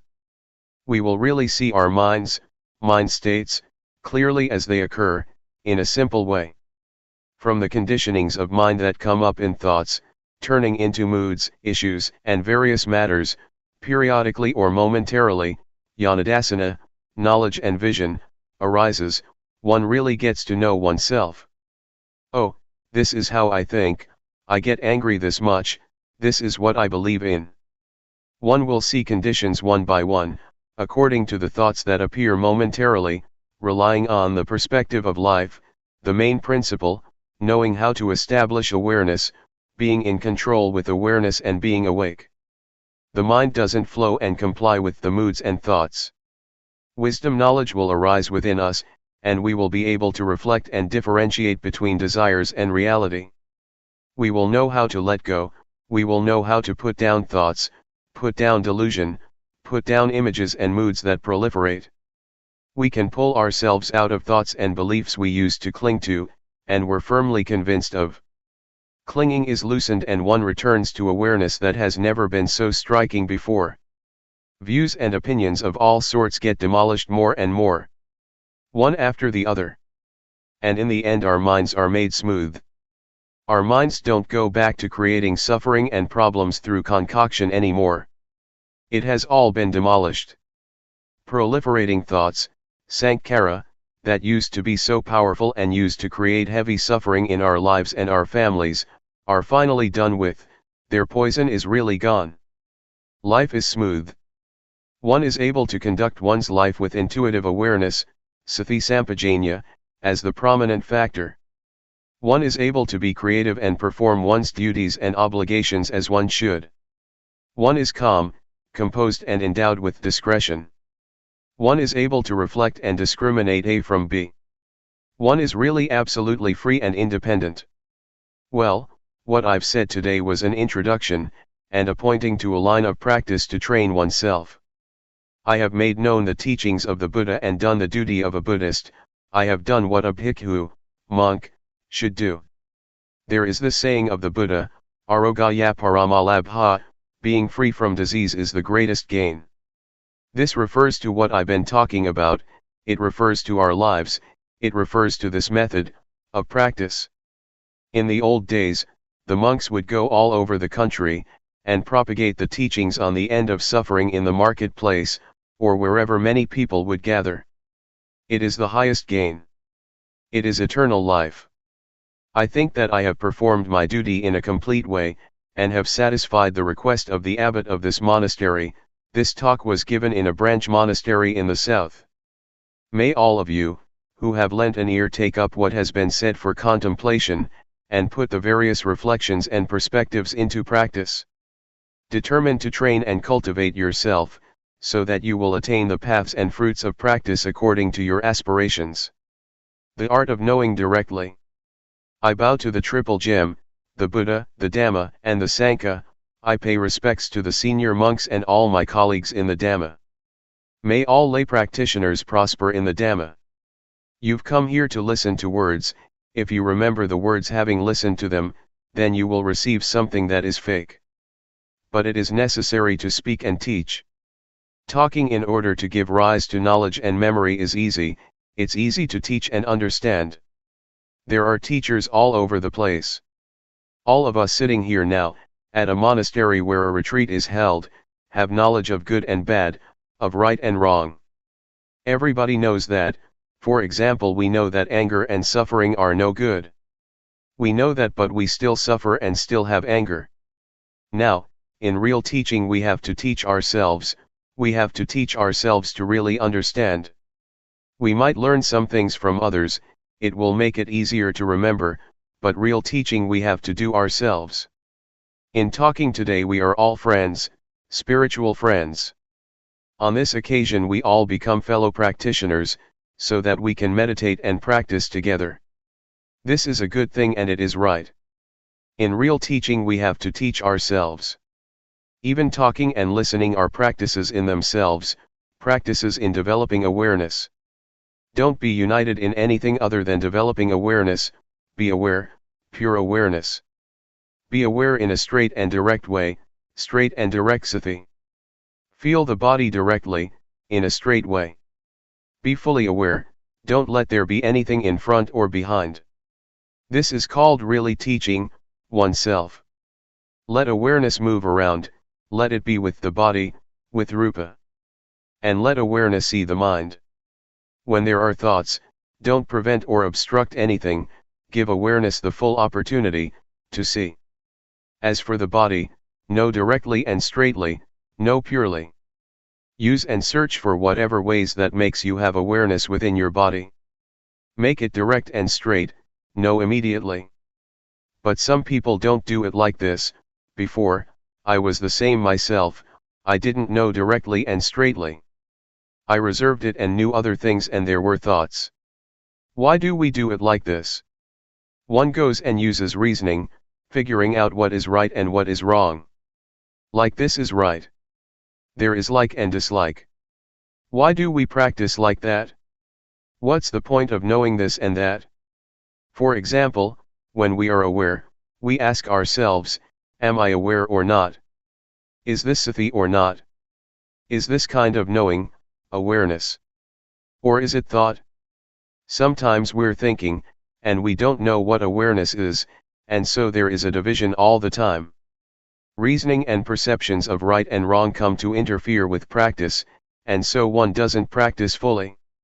No, no, no, no, be aware. When you start off practicing, you shouldn't use reasoning and think about what is right and wrong. Don't do it like that. Know directly, using whatever method that makes you be aware of either the body or the mind. Don't concentrate. Don't think about right and wrong before you experience right and wrong. Don't think about being and seeing before you actually are and see. That's not it. It is wrong when something is wrong, it's right when something is right, you are when you are, and you see when you see. Be aware directly, don't concentrate and don't use reasoning. You shouldn't think, from now on there is no need to think. When there is awareness of the body and the mind for a long period, seeing automatically occurs. This is not called thinking, it is called discrimination, Dhammavidyaya, or orderly reflection, Yoniso-manasikara. It differentiates and wisdom knowledge or wisdom arises by itself. This is called practicing directly. For example, we raise the arm or we turn up the hand, just know it directly. Feel your arm moving, feel your hand moving, feel the movements. Actually, this method that we're practicing was different before, in the past it was not practiced as we do now. But Luangpor Teean adapted it, making it more practical. In the past it was called the method moving stopping, in Thai, Ting Ning. One would put the hands on the knees, turn up the hand and think or inwardly recite, moving, Ting, and when a movement would come to an end, stopping, Ning, Ting, Ning, Ting, Ning. They would use it like a mantra, a word to keep reciting mentally. This is not direct, it's not straight. There are still these words that obstruct the immediate experience of the movements. Luangpor Teean developed this method by not having any recitation, just feeling directly, being aware without using words, just feeling. Doing it like this, one knows. The characteristic of feeling is to know specifically, but it is not a poking kind of knowing. One knows. Luangpor demonstrates it at the same time, know like this, don't fix on things. Some people know in a concentrated way, they concentrate and follow the movements, this makes awareness into something with a time span, whereas awareness should be momentary, moment by moment by moment. Doing it like that, it becomes into a practice in tranquility meditation, which it should not be. That may well make one feel uncomfortable and discontented, or stiff in the chest area, sleepy or all tense. To know directly is to know in a cheerful and clear way. Knowing. In one sequence of movements one knows 14 times. This is pure knowing. Don't let there be any separation, let the quality of knowing really contact the body. Let them really come into contact with each other. When one knows in this way, one will become skilled for sure. When there is experience, for example our hand often comes into contact with something, we are bound to become skilled. I used to be a little bit of an artist as a musician. It is an art in itself to contact with one's fingers the holes of a flute or the hammer of a xylophone. The fingers contact the holes of the flute and the most melodious sound is brought out. But when we push too hard it is a kind of concentration and the sound will not be as good.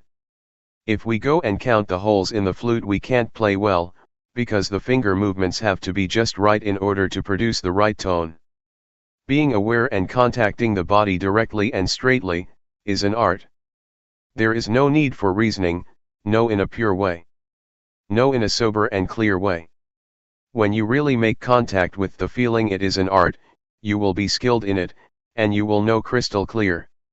To really contact and feel the body is not just ordinary knowing, it is development in itself.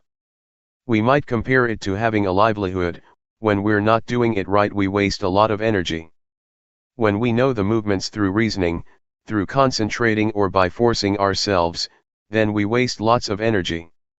Some people put forth effort, doing both the formal practice of sitting and walking meditation, and their faces go all sour, they're all tensed up, that's too heavy.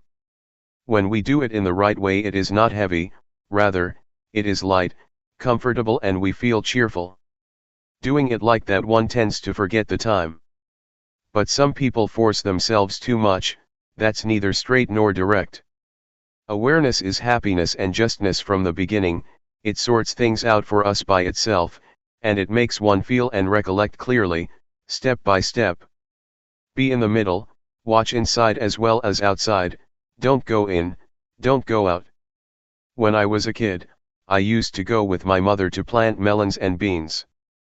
When the rains would start and my mother would plant the seeds, she used to say, "If people eat it, it is merit, if birds eat it, it's a gift, if birds eat it, it is merit, if people eat it, it's a gift."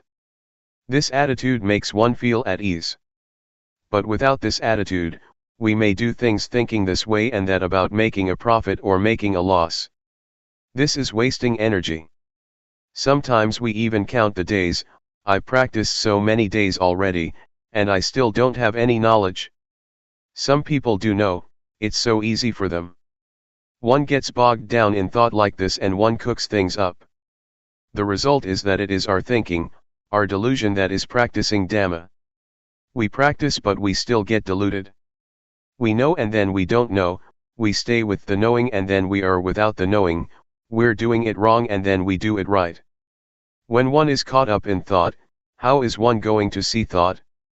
It is like being inside a cave. When I first started to practice, Luangpor Teean told me to go inside my hut and said, "Close the door." "It's closed, Luangpor." He asked, "Do you see outside?" "I don't." "What do you do in order to see inside as well as outside?" "Open the door, Luangpor." "All right, open the door." I opened the door and stood in the middle of the entrance. Luangpor Teean asked, "Do you see outside?" I said yes. "Do you see inside?" Yes. "This is the way to do it like this." Having said that, he disappeared. What does it mean? It means to know directly. Don't be caught up in thought, don't go for it, don't be it. Don't be the one who is wrong or right, the one who gets or doesn't get. If it is like that, it's like there is a screen preventing us from seeing, there is no directness, no straightness.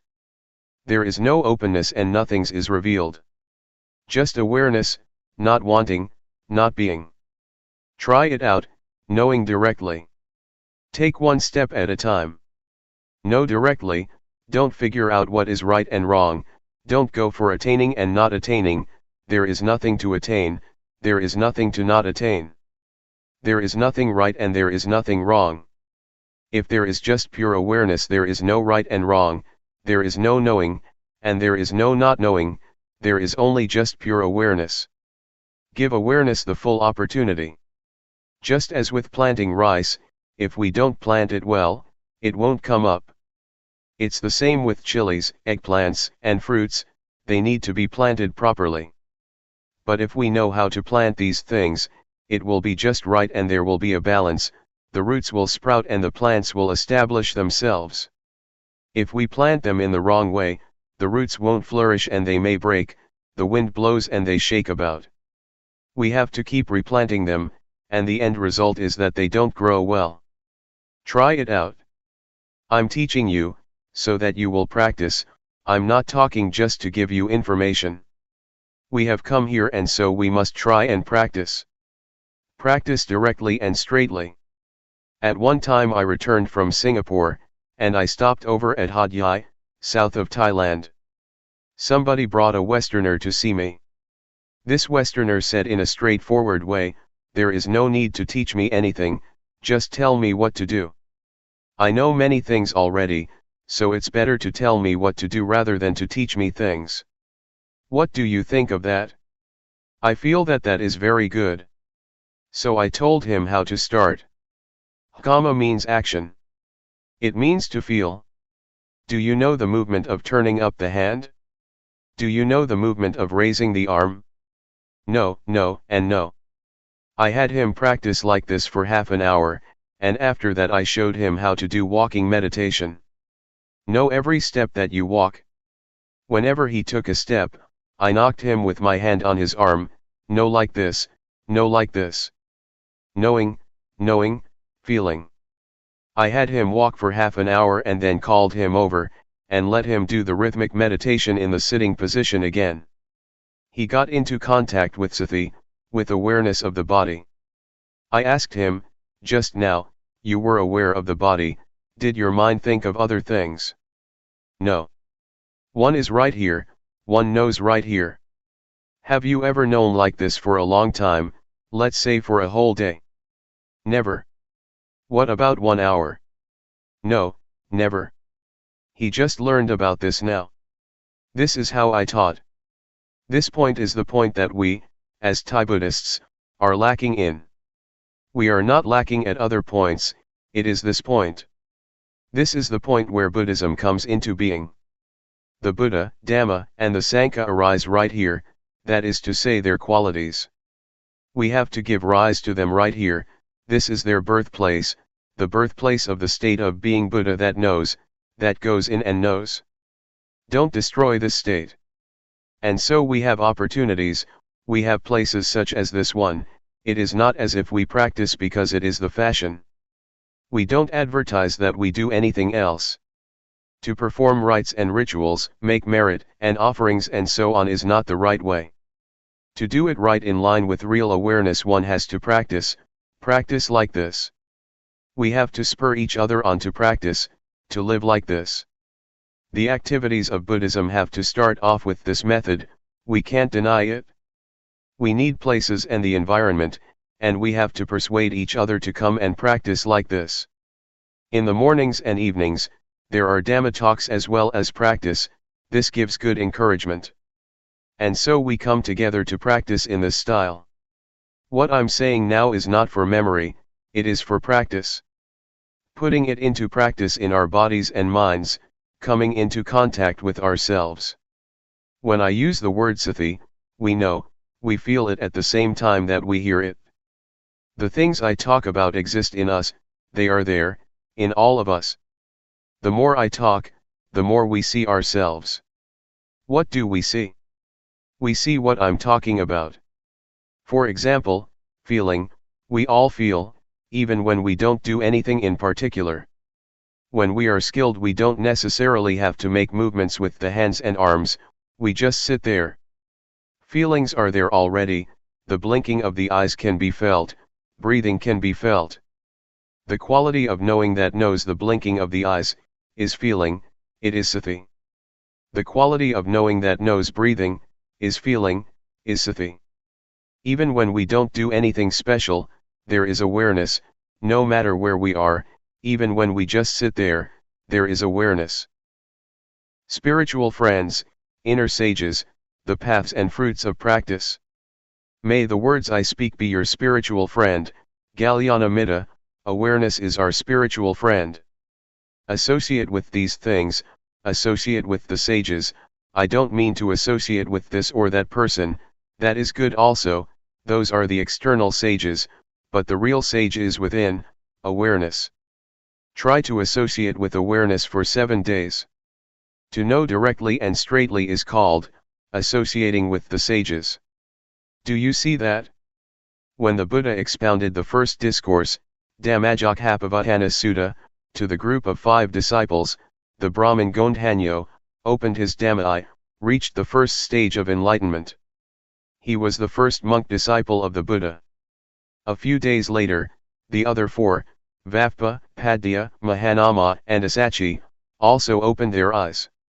The Buddha pointed to and talked about, the 2 extreme modes of practicing which should not be followed through, Gamesu Gama Sukali Kanu Yogo, and Athahiki Lamatanu Yogo.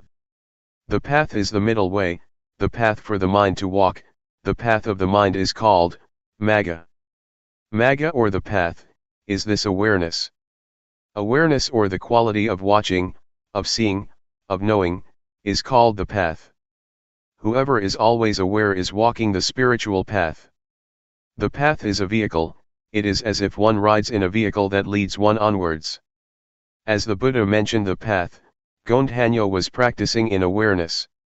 Finally, the Buddha presented the Anathalakkhana Sutta, the discourse on the characteristic of not-self, as follows. Is form permanent? Answer, no, it isn't. Does something that is impermanent have value or not? It doesn't. Should something that is qualityless be clung to, as a self or oneself? Obviously not. This way of teaching by the Buddha, by inquiring, is not telling people, rather, people see for themselves. This is teaching in order to see. In actual fact, one teaches oneself. Another person can teach one to know, but in order to be, one has to teach oneself. Can you do it now? Do you have awareness within your body yet? Try again. When walking, feel it, feel it. Sometimes thoughts come up. What do you do when that happens? Well, be aware. Be aware. Focus. Know the body, as it is moving. When there is awareness, are there still thoughts coming up? Can you solve the problem this way? Can you change thoughts into awareness? You can. As soon as awareness arises, the thoughts stop. So, know the movements of the body well. A thought comes up one time and one knows the body one time. This knowing is the right way to teach oneself. Teach yourself often. The more thoughts the better. But some people are interested whether the thoughts are right or wrong. They think that thinking is wrong.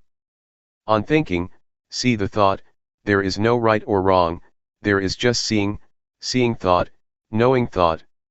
As soon as one feels that there is a thought, everything comes to an end. On seeing thought, skill arises. The state of seeing thought, seeing it often, is an art. It is like seeing somebody's face. When you see somebody for the first time, you might forget again, but when you see somebody many times you become familiar. This not just ordinary knowing, you know his or her character, what kind of person this is, whether you should connect with him or her or not. Some people see thought, and think that it is wrong. When a thought pops up, it's wrong. This is wrong understanding. That's not right. This is similar to that time, that I was up at the monastery on top of the hill at Bohom village, Luangpor Teean's village, in my early days of practice. Luangpor Teean wanted me to stay there at that time. There were many people practicing. I was doing walking meditation with another monk. He was lower than me because it was a hill. When he got tired he sat down, and then I heard these strange slapping noises, pat, pat. He slapped his own head with his slippers. I walked over and asked, "What are you doing?" He said, "The mind thinks all the time, I don't know why, it's crazy." This is not seeing thought anymore, he got caught up in it for sure. He was punishing himself for it. Doing it like this is to go in the wrong direction. It is like planting rice and pulling it out again, they won't take root, there won't be results. Therefore, when thought arises, don't consider it to be good or bad, just see it directly. Thought is useful, we'll get to see it. There is nothing wrong with it. Thought arises, that's good, we'll see it and be aware of it. Knowing it in a cheerful way. On seeing happiness you go, on seeing suffering, heat, cold, This is Vipassana, insight, in small ways. This is being a meditator. If you are the one who is right or the one who is wrong, then you have taken birth and you are caught up, you are still deluded. There is no knowing. This quality of knowing is completely neutral. It can be applied to anything, it is absolutely fair and can be used with everything. We're not looking for faults. I don't like wrong, I like what is right, I like knowing, I don't like not knowing, it is not like this. If it's like that, the quality of knowing will not prosper, it gets cut and divided up, it gets separated all the time. Do you understand what I'm saying? Have you realized this? When you know, are you satisfied, and when you don't know, do you feel sad? When it's wrong you feel ill at ease, and when it's right you feel good. In the past, I've asked people, having short interviews with them at Sukato Forest Monastery. A lot of people used to come to practice. I asked a girl how things were going. She said, "Today it was a real hassle, I don't know what I was thinking, I was all tense. It wasn't like yesterday. Today I was really in a mess." I said to her, "This is not the way that a meditator talks, try saying it another way." She thought for a while and then said, "Today I saw the mind thinking, I saw it being tense." That's the way to talk. In the first version she was caught up, but in the latter she saw it, she became smart.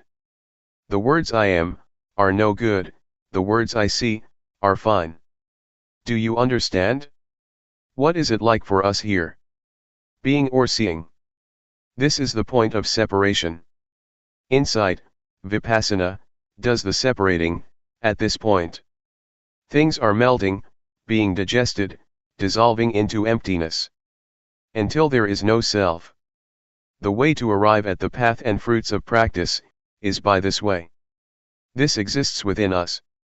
It shows us the way. The path is sure, the path is to watch, to see. The things that arise with the body or the mind, they arise so that we can watch and see. Do you see? Especially in the mind, there are lots of things that come up for us to look at. Has there been any gladness these last few days? Did you see it? Have you ever seen happiness?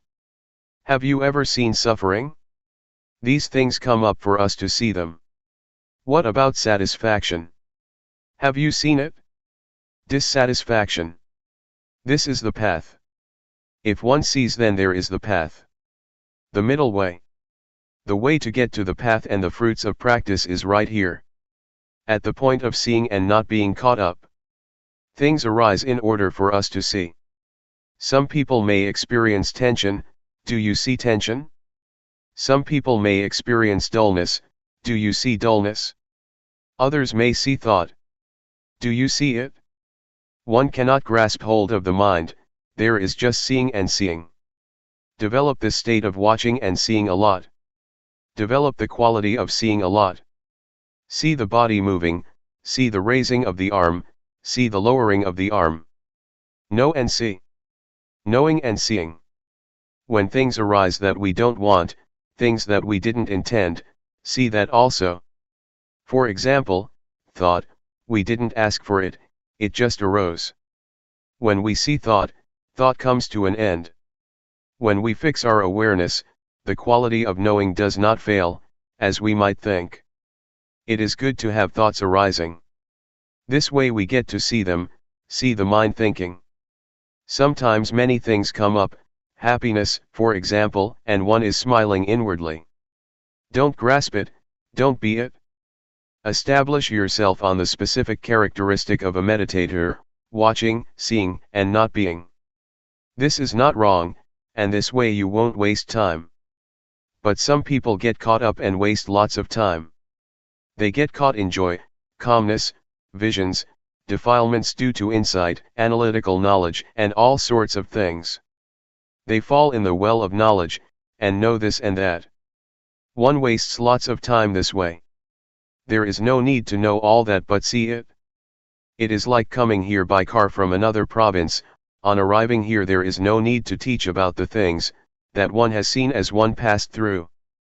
But some people will stop and rest when they get to a nice shady tree, others get sunburned. They get caught up and grasp onto the states that they come across. Just pass through. Don't want anything. Some people want this and that, right and wrong. This is desire, I want. This is not right. Especially when it comes to the mind, one cannot grasp hold of it, there is just seeing and seeing. When there is real suffering, the Dhamma becomes valuable. Maybe some people don't understand. Never mind. I'll just talk anyway. When you're in a bad way, you may search for it, and it may be useful at that time. Yesterday I talked with Luangpor Teean. He said, with what I'm saying I'm not giving people knowledge now, that may not be possible, but in another 20 to 30 years from now, people may come to realize it, or when they are down and out, because they have heard these teachings, they may look for a way out and practice until they know. For example, I say, don't be caught up, watch. Maybe, when we bear great hardship, we suffer and it hurts a lot, that we recollect what I said, watch it. And then we watch. The state of watching will probably help to solve the problem. When we come into contact with the state of watching, we might be released and liberated from that condition. We may be able to let go and put things down. At present, there may still be plenty of excitement for things, maybe we want this and that, there is no suffering yet. But when suffering arises, Dhamma will be valuable. So I'll talk just in case, so that you may hear it. But actually it is not beyond us to practice, and that is why we meditate. Intention is what classifies beings. Let's start from here. We watch the body, really feel and make contact with it. Sometimes, as we're watching the body, something comes to interfere and it makes us lose it, it incites delusion. Thought, for example, or drowsiness, and the various hindrances. 5 hindrances are listed by the Buddha, namely sensual desire, ill will, sloth and torpor, restlessness and worry, and doubt and uncertainty as the last. It is our chance to see them, to see that which is wrong and that which is right. See both right and wrong. This is called having arrived on the path. The things that make us deluded, such as the hindrances and proliferating thoughts, will be seen by us. But some people go and get caught up in them. These things are not without value, they teach us valuable lessons when we get deluded. But some people judge delusion, considering it to be wrong. This is a cause for failure in practice. It is not like that. When there is delusion we give rise to knowing, this is a valuable lesson. In this way we get experience, the moment delusion is there once, we have one valuable experience. When many thoughts arise that induce delusion, or sleepiness, we know, and we relate to these things in the right way. These things then have value for us. It is like learning at school, the teacher teaches when the children make a mistake. He or she teaches how to write the letter A. When a child writes an E, the teacher sees that it is wrong and corrects it. This way the children learn to correct their mistakes at the time that they make them. This is valuable. But if a child makes a mistake and the teacher doesn't teach, it is bad fortune for that child. We are the same, when there is something wrong, and we are the one who is wrong, this is our misfortune. But when something is wrong and we see it, and we solve the problem, this is our good fortune. Mistakes are teachers. But what someone else says is wrong is another thing. As we practice here, we know our own mistakes. Whenever we see something wrong, we change it into right. When we see suffering, we change it into no suffering. When we see anger, we change it into non-anger. This is up to us. Others can't help us with it. Others do not see the thoughts in our minds. But we can see it. Other people don't see the anger, desire, delusion, defilements, craving, lust, and torpor in our minds, we have to see it ourselves. We might see these things in other people a little bit, from external expressions, but there is nothing we can do about it.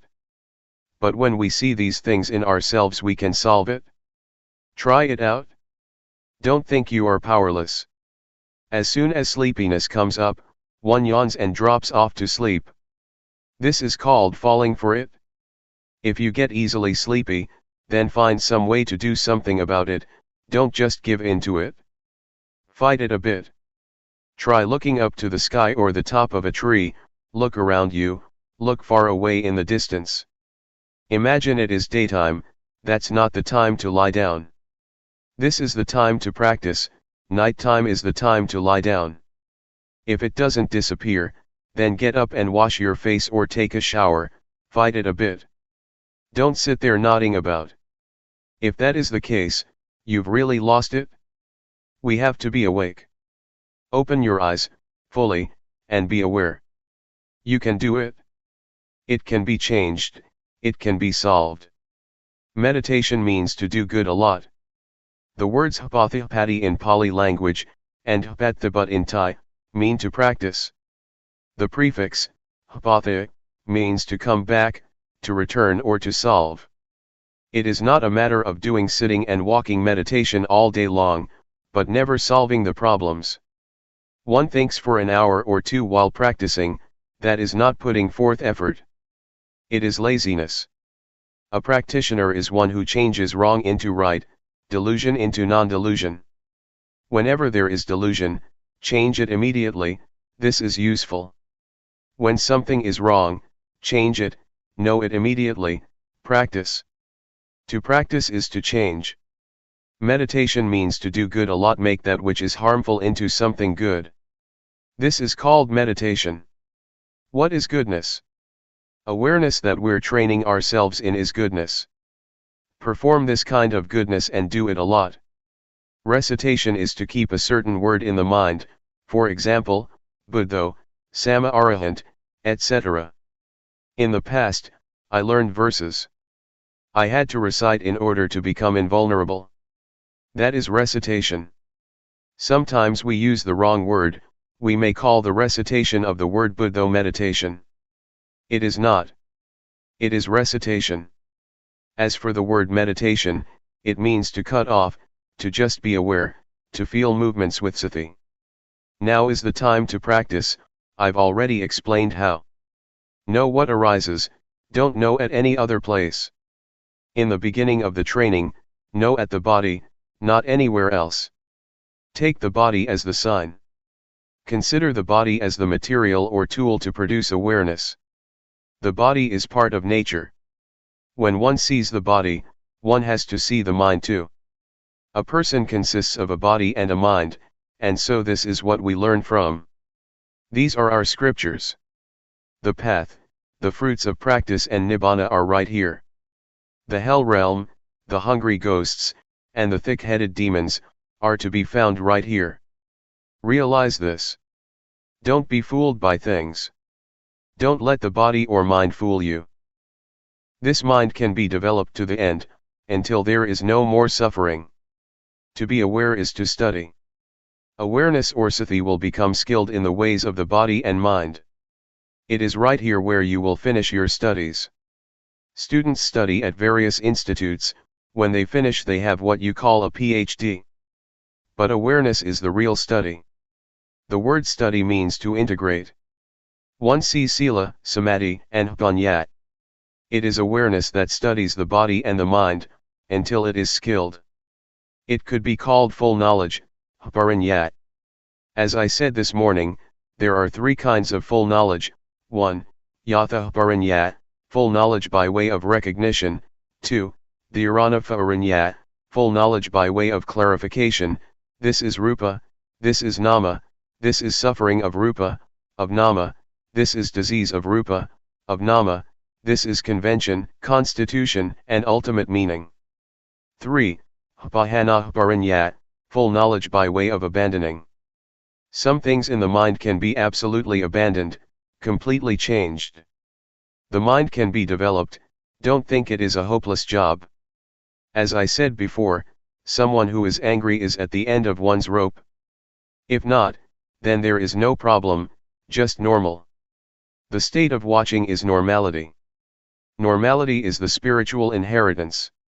Complete normality, until there are no more changes. Until it is stable. Attain to this state. You have the right to. The thing that leads one to normality is the state of watching, watching and seeing, and having seen not being caught up. The mind returns more and more to normal, it becomes pure. The pure mind does not get concocted. This is the spiritual life. The spiritual life doesn't mean a shaven head and yellow robes. The living of the spiritual life is this. Awareness. Knowing a lot, knowing often, being aware often, and the mind will gradually get purified. When the mind is pure, and stealthy thoughts come up, it doesn't want them, they are wrong. When anger arises, it doesn't want it even more, it is wrong. Restlessness, defilement, and worry, that's not it. That's not normality. The mind is like that, if it is not right, it doesn't want it. The mind sees and solves, it sees and doesn't want. But some people don't know, they'll take on everything. They go for happiness, delusion, like and dislike. They get caught up in all things. This one mind can be caught up in thousands of things. Then there is no freedom. No spiritual life. No purity. No normality. This way of practicing of us has definitely not changed for over 2,500 years, it still stands up to verification, it is a science because it stands up to verification. The religion that will lead the world is Buddhism. These days, scientists say that the religion that will lead the world is Buddhism. Women will lead society, men will be followers. Buddhism will be the leading religion. Especially this method of using movements through the rhythmic meditation, is very popular with educated people everywhere, both in Thailand and abroad. The reason for this is that it can be experienced, it is because we teach people what is true. Try it, raise your arm, do you feel it? This method of knowing challenges people, it can be proven, there are results.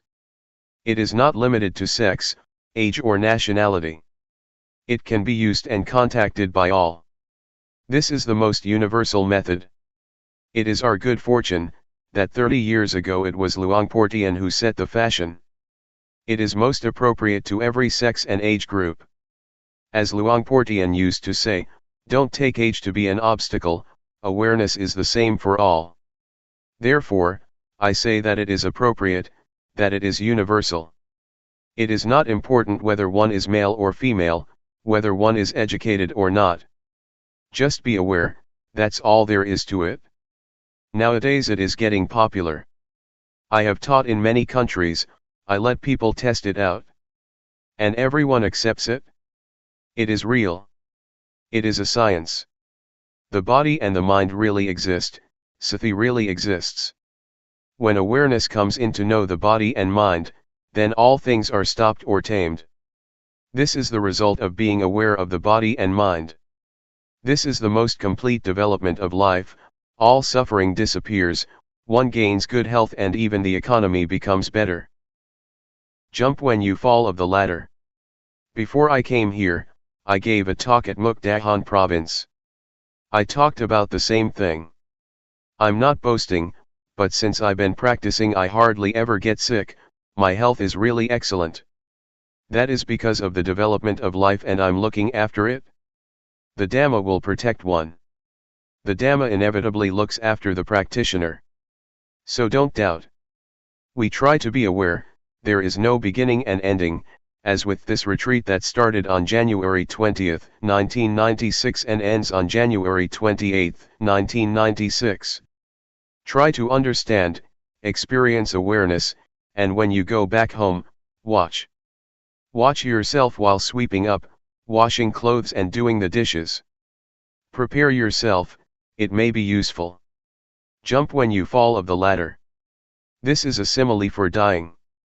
This may turn into an art. Now, we're not falling of the ladder yet, we're not using this knowledge yet. But it is good to know about it now.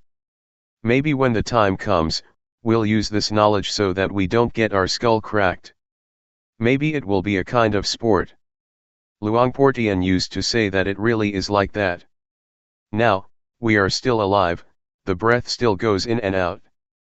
But when the time really draws near, this knowledge may be our close friend. Luangpor Teean said that, even though we don't have realization now as we practice, but about 10 to 20 minutes before we die, we may get it, it may be useful. During the Rains retreat last year, my uncle died. Before he died I went over for a chat. He was a Dhamma practitioner, he practiced up to the final stage.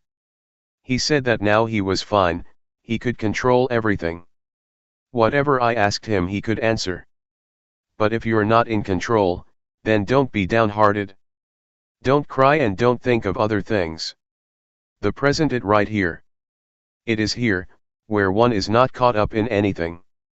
One is watching things. But if you don't have control you may be dumbfounded. Whatever arises is an object. Children, don't be alarmed, just watch it. Right now, Father is watching it.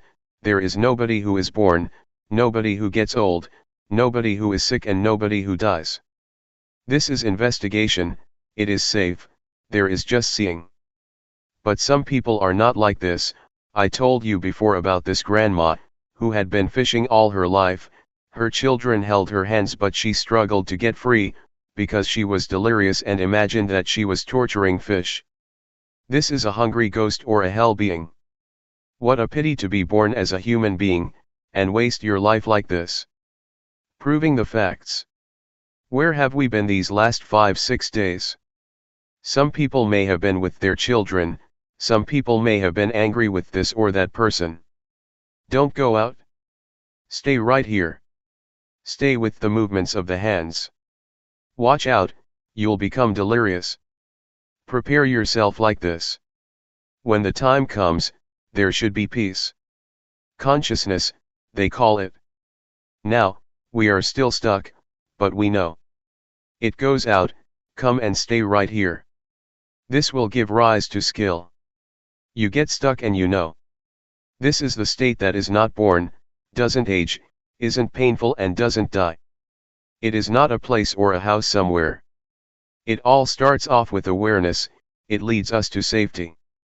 And in the end it leads us to the paths and fruits of practice. Every moment of awareness is a step.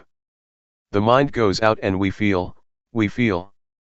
Know a lot, enter into things with the quality of knowing. Both merit as well as virtue and generosity, and even liberation are to be found at this point.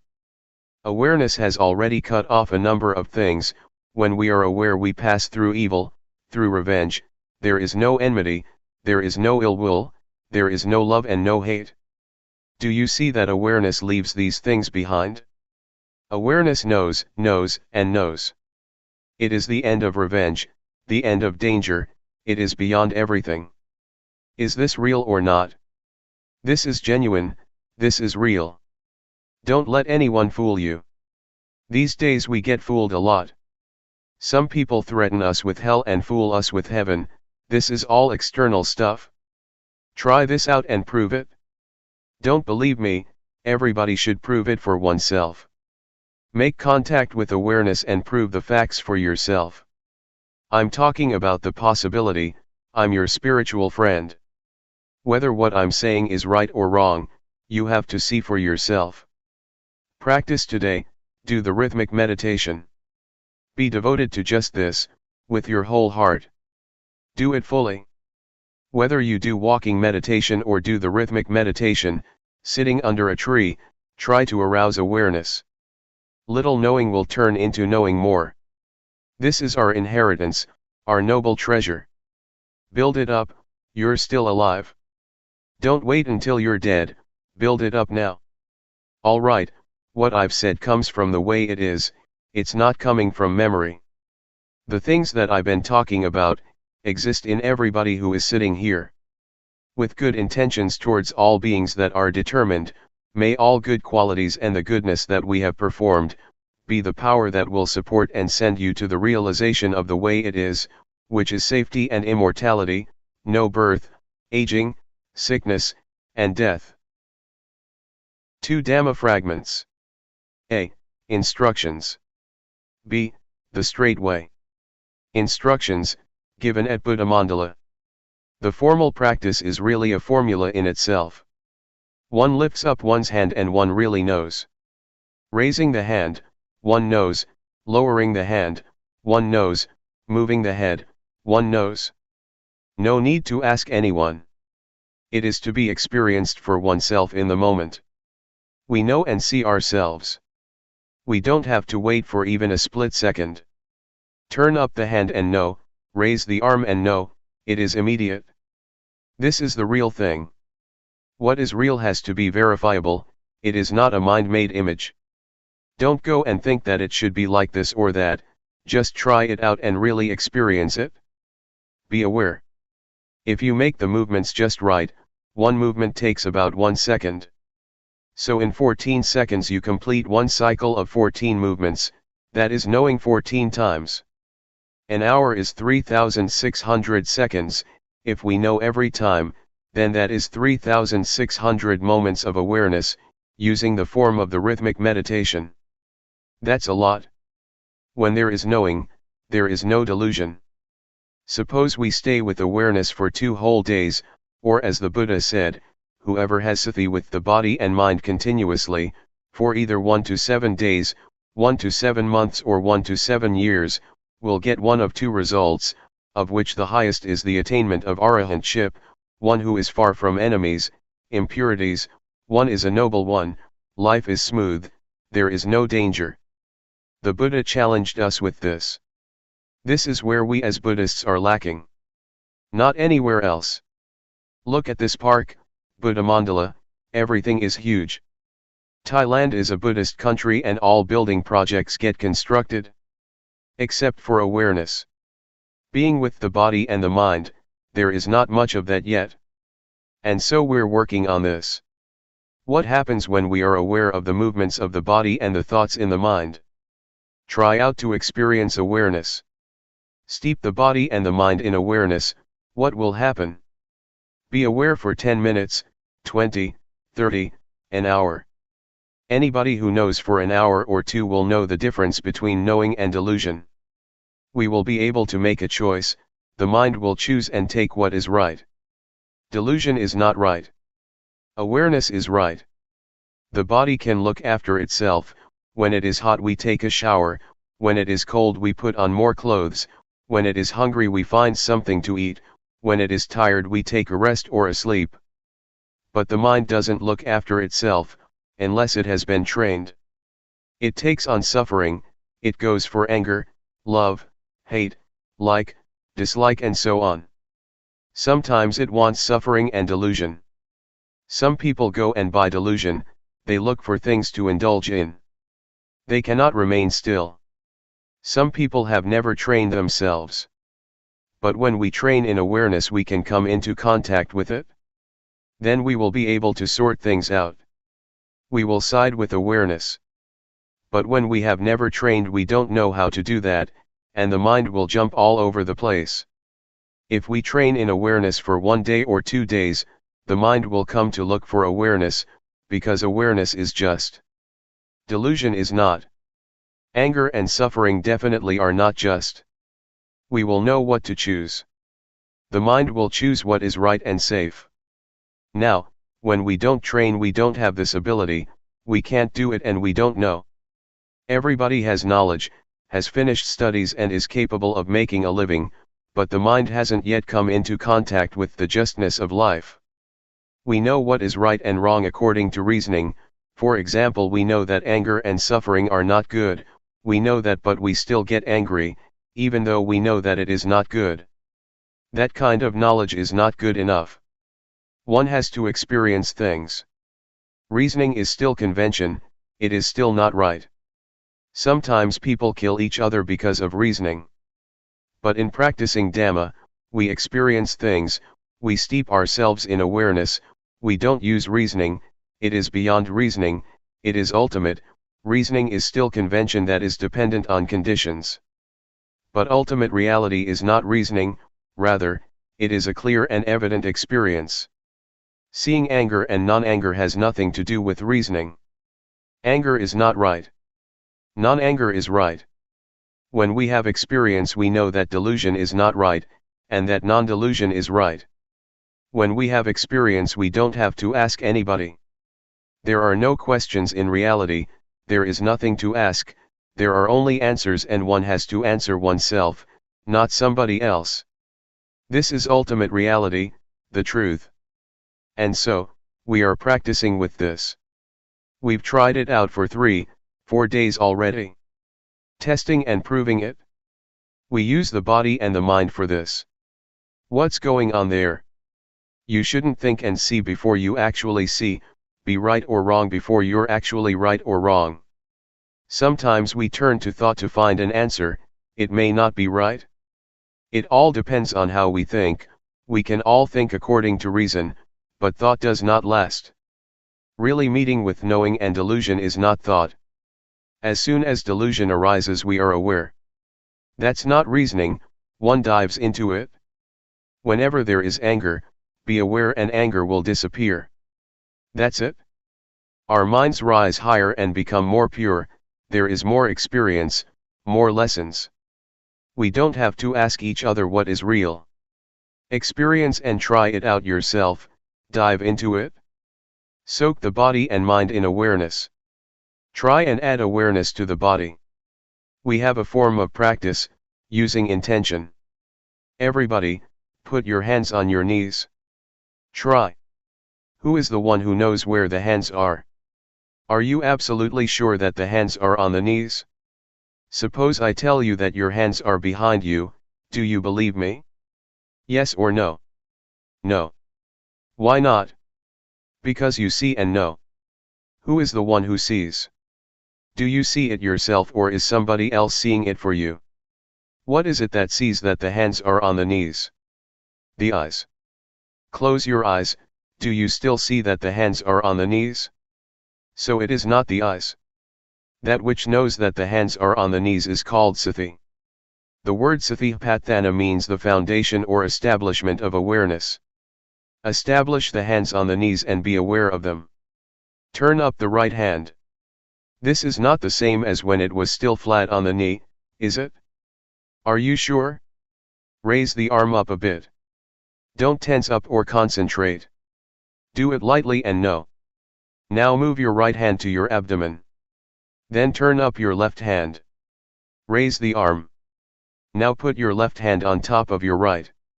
Do you feel what's going on? Where are your hands? You know.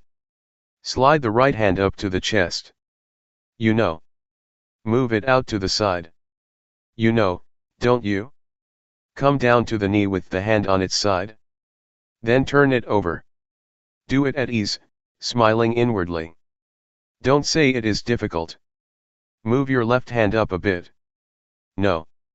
Move it to the side. No. Lower it to the knee. No as it comes down. No as you turn it over. Each time there is awareness. If we would count, we would get 14 times, 14 movements, 14 moments of awareness. Make it into a rhythm but don't count. No, no, no. No each second. Don't do it too slow. When you lose it, come back. Feel the hands. Don't lose it, don't concentrate, don't count. Know each time, as separate movements. This kind of knowing is not a continuous state, that would be tranquility meditation, and one won't see thought because it doesn't arise.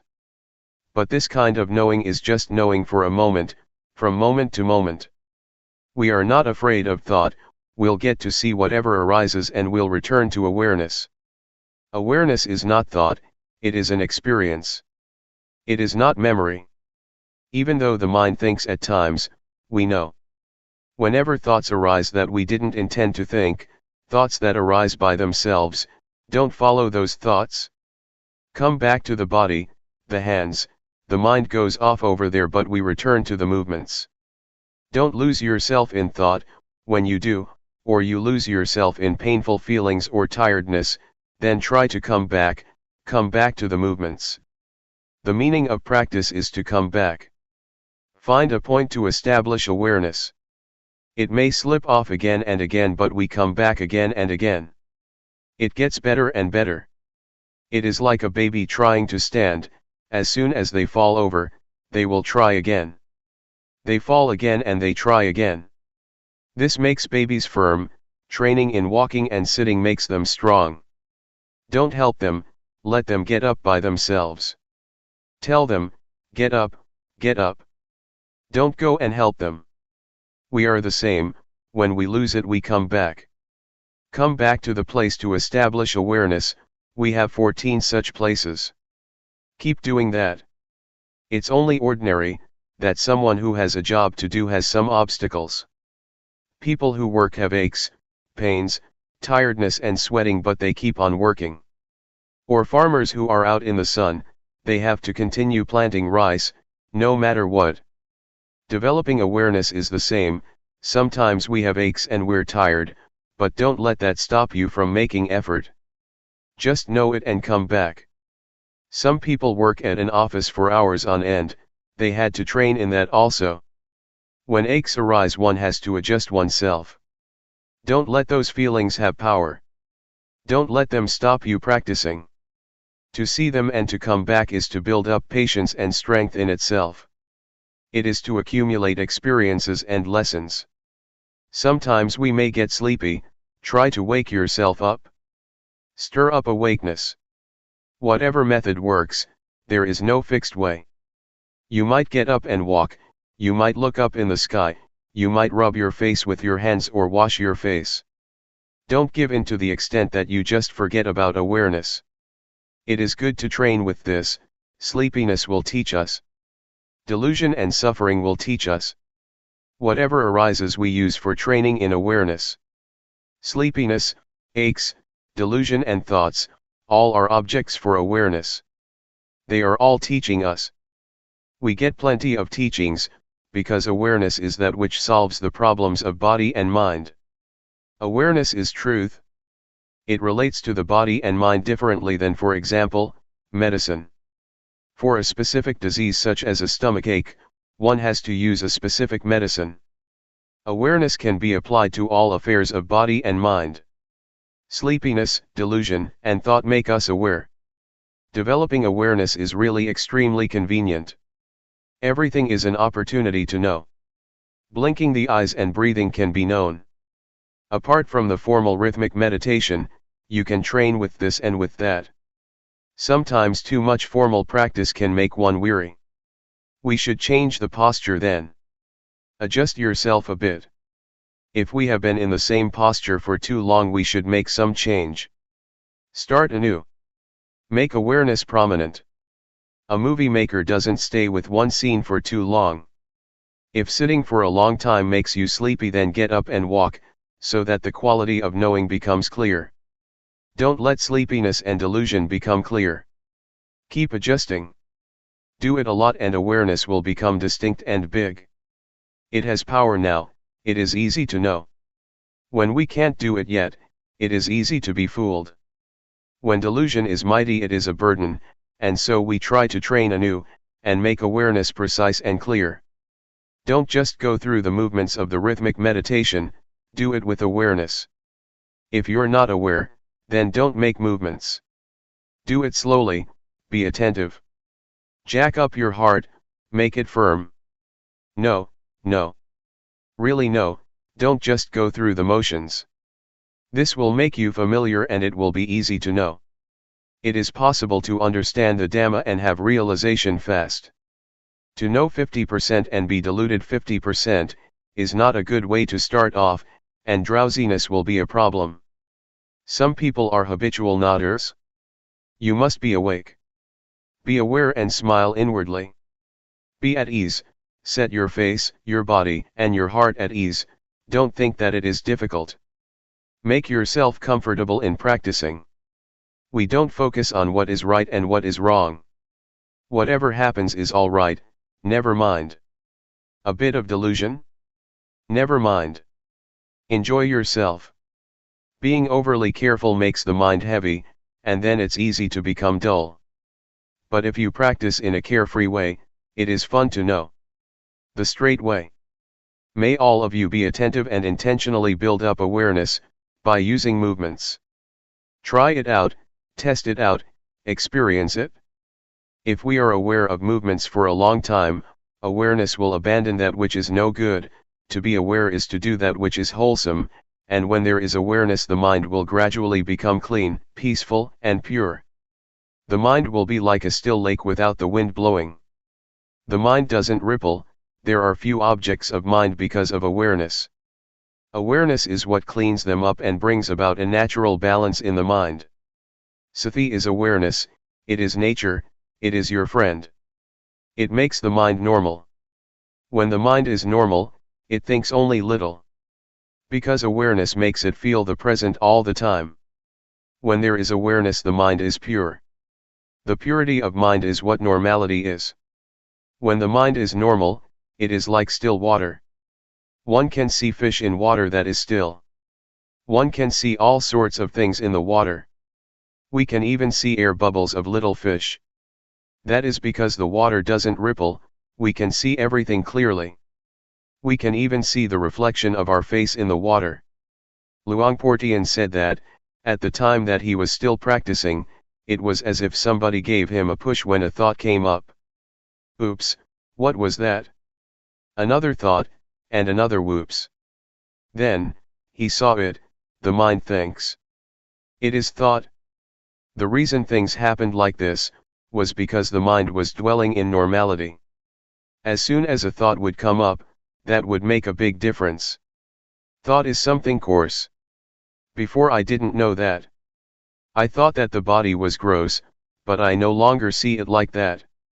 When the mind dwells in a state of normality for 1, 2, or 3 days, the mind is pure, there isn't anything making it dirty. The mind experiences this pure awareness. Before, there would be thoughts and the mind would be soiled by them, there was no knowing at that time. I have been with thought for 20 to 30 years. But when there is good sati, the mind comes into contact with awareness, comes into contact with purity and normality. One could compare it with clean clothes. Or, compare it to being an adult. Before we were children and didn't know right or wrong, didn't know about cleanliness and dirtiness. On seeing mud we would go and play with it. And we didn't feel disgusted. But when one grows up to be an adult, one sees and knows about things. The mature mind, that is, the normal mind, the pure mind, experiences awareness, and on seeing thought, it perceives it as something out of the ordinary, as something gross. Luangpor Teean said, a thought popped up like a sudden flash. When one sees thought clearly, one, automatically, opposes it. One sees it just like seeing air bubbles of fish in the water ripples, because of the bubbles, and we know. Even when it ripples a tiny bit, we still know, because normally the water is still. When your mind is normal, contacts with normality for 3, 4, 5 days. Some people may experience it to some extent. A thought arises and we see it once. A second thought comes and we see it a second time. We see thought. When there is thought, we know. When there is no thought, we know. When we watch, the mind becomes the watcher. We can watch anything. The mind is one, it is supreme. The act of watching goes straight into things. One could say it is people's weak point. One gets hold of that point. One has a point to watch from. When thoughts come, watch. If we just watch and see, that's the end of all the endless proliferation. The state of watching and seeing could be called liberation, it could be called letting go, it could be called sila, samadhi, and panya, insight knowledge, jhana, absorption, or the path. The state of watching is the thing that is most right. It can solve all things that are connected with the body and mind, that are connected with the world that exists in body and mind. It deals with form, sound, smell, taste, as well as the eye, ear, nose, tongue, body and mind. The mind thinks, as soon as it thinks we know. The thought disappears. Seeing thought is wisdom. Seeing proliferation and changing it into peace, this is emancipation. Changing conditions, sankhara, into the unconditioned, visankhara. Changing hot into cool, nibbana. It is not difficult to do that, but if you make it difficult, then it is. If you say it's easy, then it is. Some people may experience nibbana, get a taste of it, in little ways. Maybe you'll come in contact with liberation or freedom, or something like that. For example, one day, there might be thoughts arising, proliferation, and as soon as there is awareness, it drops off, it is let go of, it has been put down. You understand it? You realize what it is. Your very thoughts? Don't think that there is something to realize outside of this. Whatever you may meet that is external, that's not it. Don't fool yourself. Don't look for results far away. A wise man looks at what is close by, as a Thai proverb says. Anger, desire, and delusion are over here. Don't depart from awareness, watch things with awareness over here. Now, the mind is alright, it is normal. It won't be long and it thinks again. We watch that. Watch it clearly. Become familiar in watching, and skilled. Be a champ in watching. It is good to see suffering. To see suffering is the most excellent thing. Clearly seeing the suffering of Rupa and Nama. Suffering gives rise to Buddha. If there was no suffering, there would be no Buddha. Don't be the one who is suffering, see it. To see suffering is to be the Buddha, a little Buddha. The Buddha is the one who knows, the awakened one, the joyful one. It doesn't mean a person, rather, it is the quality of knowing, of being awake, that is the Buddha. The state of seeing is a quality, it is the standard of life, it is the path. But the state of being, caught up, is ill fortune, it is bad luck. One can be all things, one can be the one who is hot, cold, hungry, good, not good, or whatever. The state of seeing, on the other hand, is the inheritance of spirituality. In the beginning of the development of awareness, one must do it with intention, intentionally moving the hands and feeling it, feeling it. When you do it a lot, you'll come to love it. If you experience awareness, you'll love it with your whole heart. You feel satisfied and joyful. You feel that you don't want anything else in life. It is right here, fullness of heart is right here. In the beginning some people may not yet be fluent, and not yet see the value. They practice half-heartedly and don't really make contact. But when you make contact with awareness at the hand moving, you will become familiar with awareness. It is not ordinary awareness, when you do it a lot, it turns into responsibility, it is a protecting, it is caring. If we try to experience awareness, love will spring up, we won't be fooled again, we don't want anything else, we are content and we love this method, we are satisfied with it. We were born for the state of awareness. Once we have experience with this method, we are safe, utterly pure, and we don't have problems or suffering. We are diligent to experience awareness, and a whole heap of stuff comes to an end. I'm talking about things that are possible. Everybody can try it out, to build up and experience awareness, and you will come to know the facts for yourself. May you all participate in studying this matter, because I really can't do your practice. Awareness is not something to flatter or extol people with, as some public speakers do concerning merit. I have been speaking on the Dhamma, I haven't spoken about anything else. Dhamma is nature, ordinariness. The things that I have spoken about are things that exist in all of you. I didn't talk about things outside of you. Our duty is to put forth effort and try to develop awareness, being aware of raising the hand. Be aware of the body, as for the mind, don't go and look for it, but when it thinks, then watch and know it. Don't make it into your focus point, just watch thoughts when they arise. At first, try to be aware of the body. Walk and sit. When the mind comes up with a thought, know and don't be caught up in it, see thought. Then, return to awareness of the body. This is the method that I'm teaching you. I speak so you may hear. You are the ones who are listening, reading. Having listened, put it into practice. If this is the way it is, then there is hope for Buddhism. Well, I guess this is enough.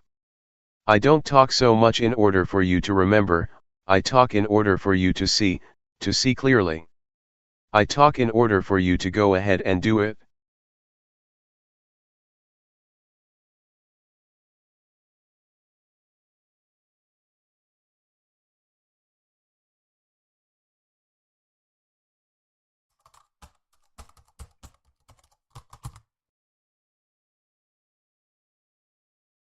May all beings be at ease. Whatever living beings there may be, whether they are weak or strong, omitting none, the great or the mighty, medium, short, or small, the seen and the unseen, those living near and far away, those born and to be born. May all beings be at ease.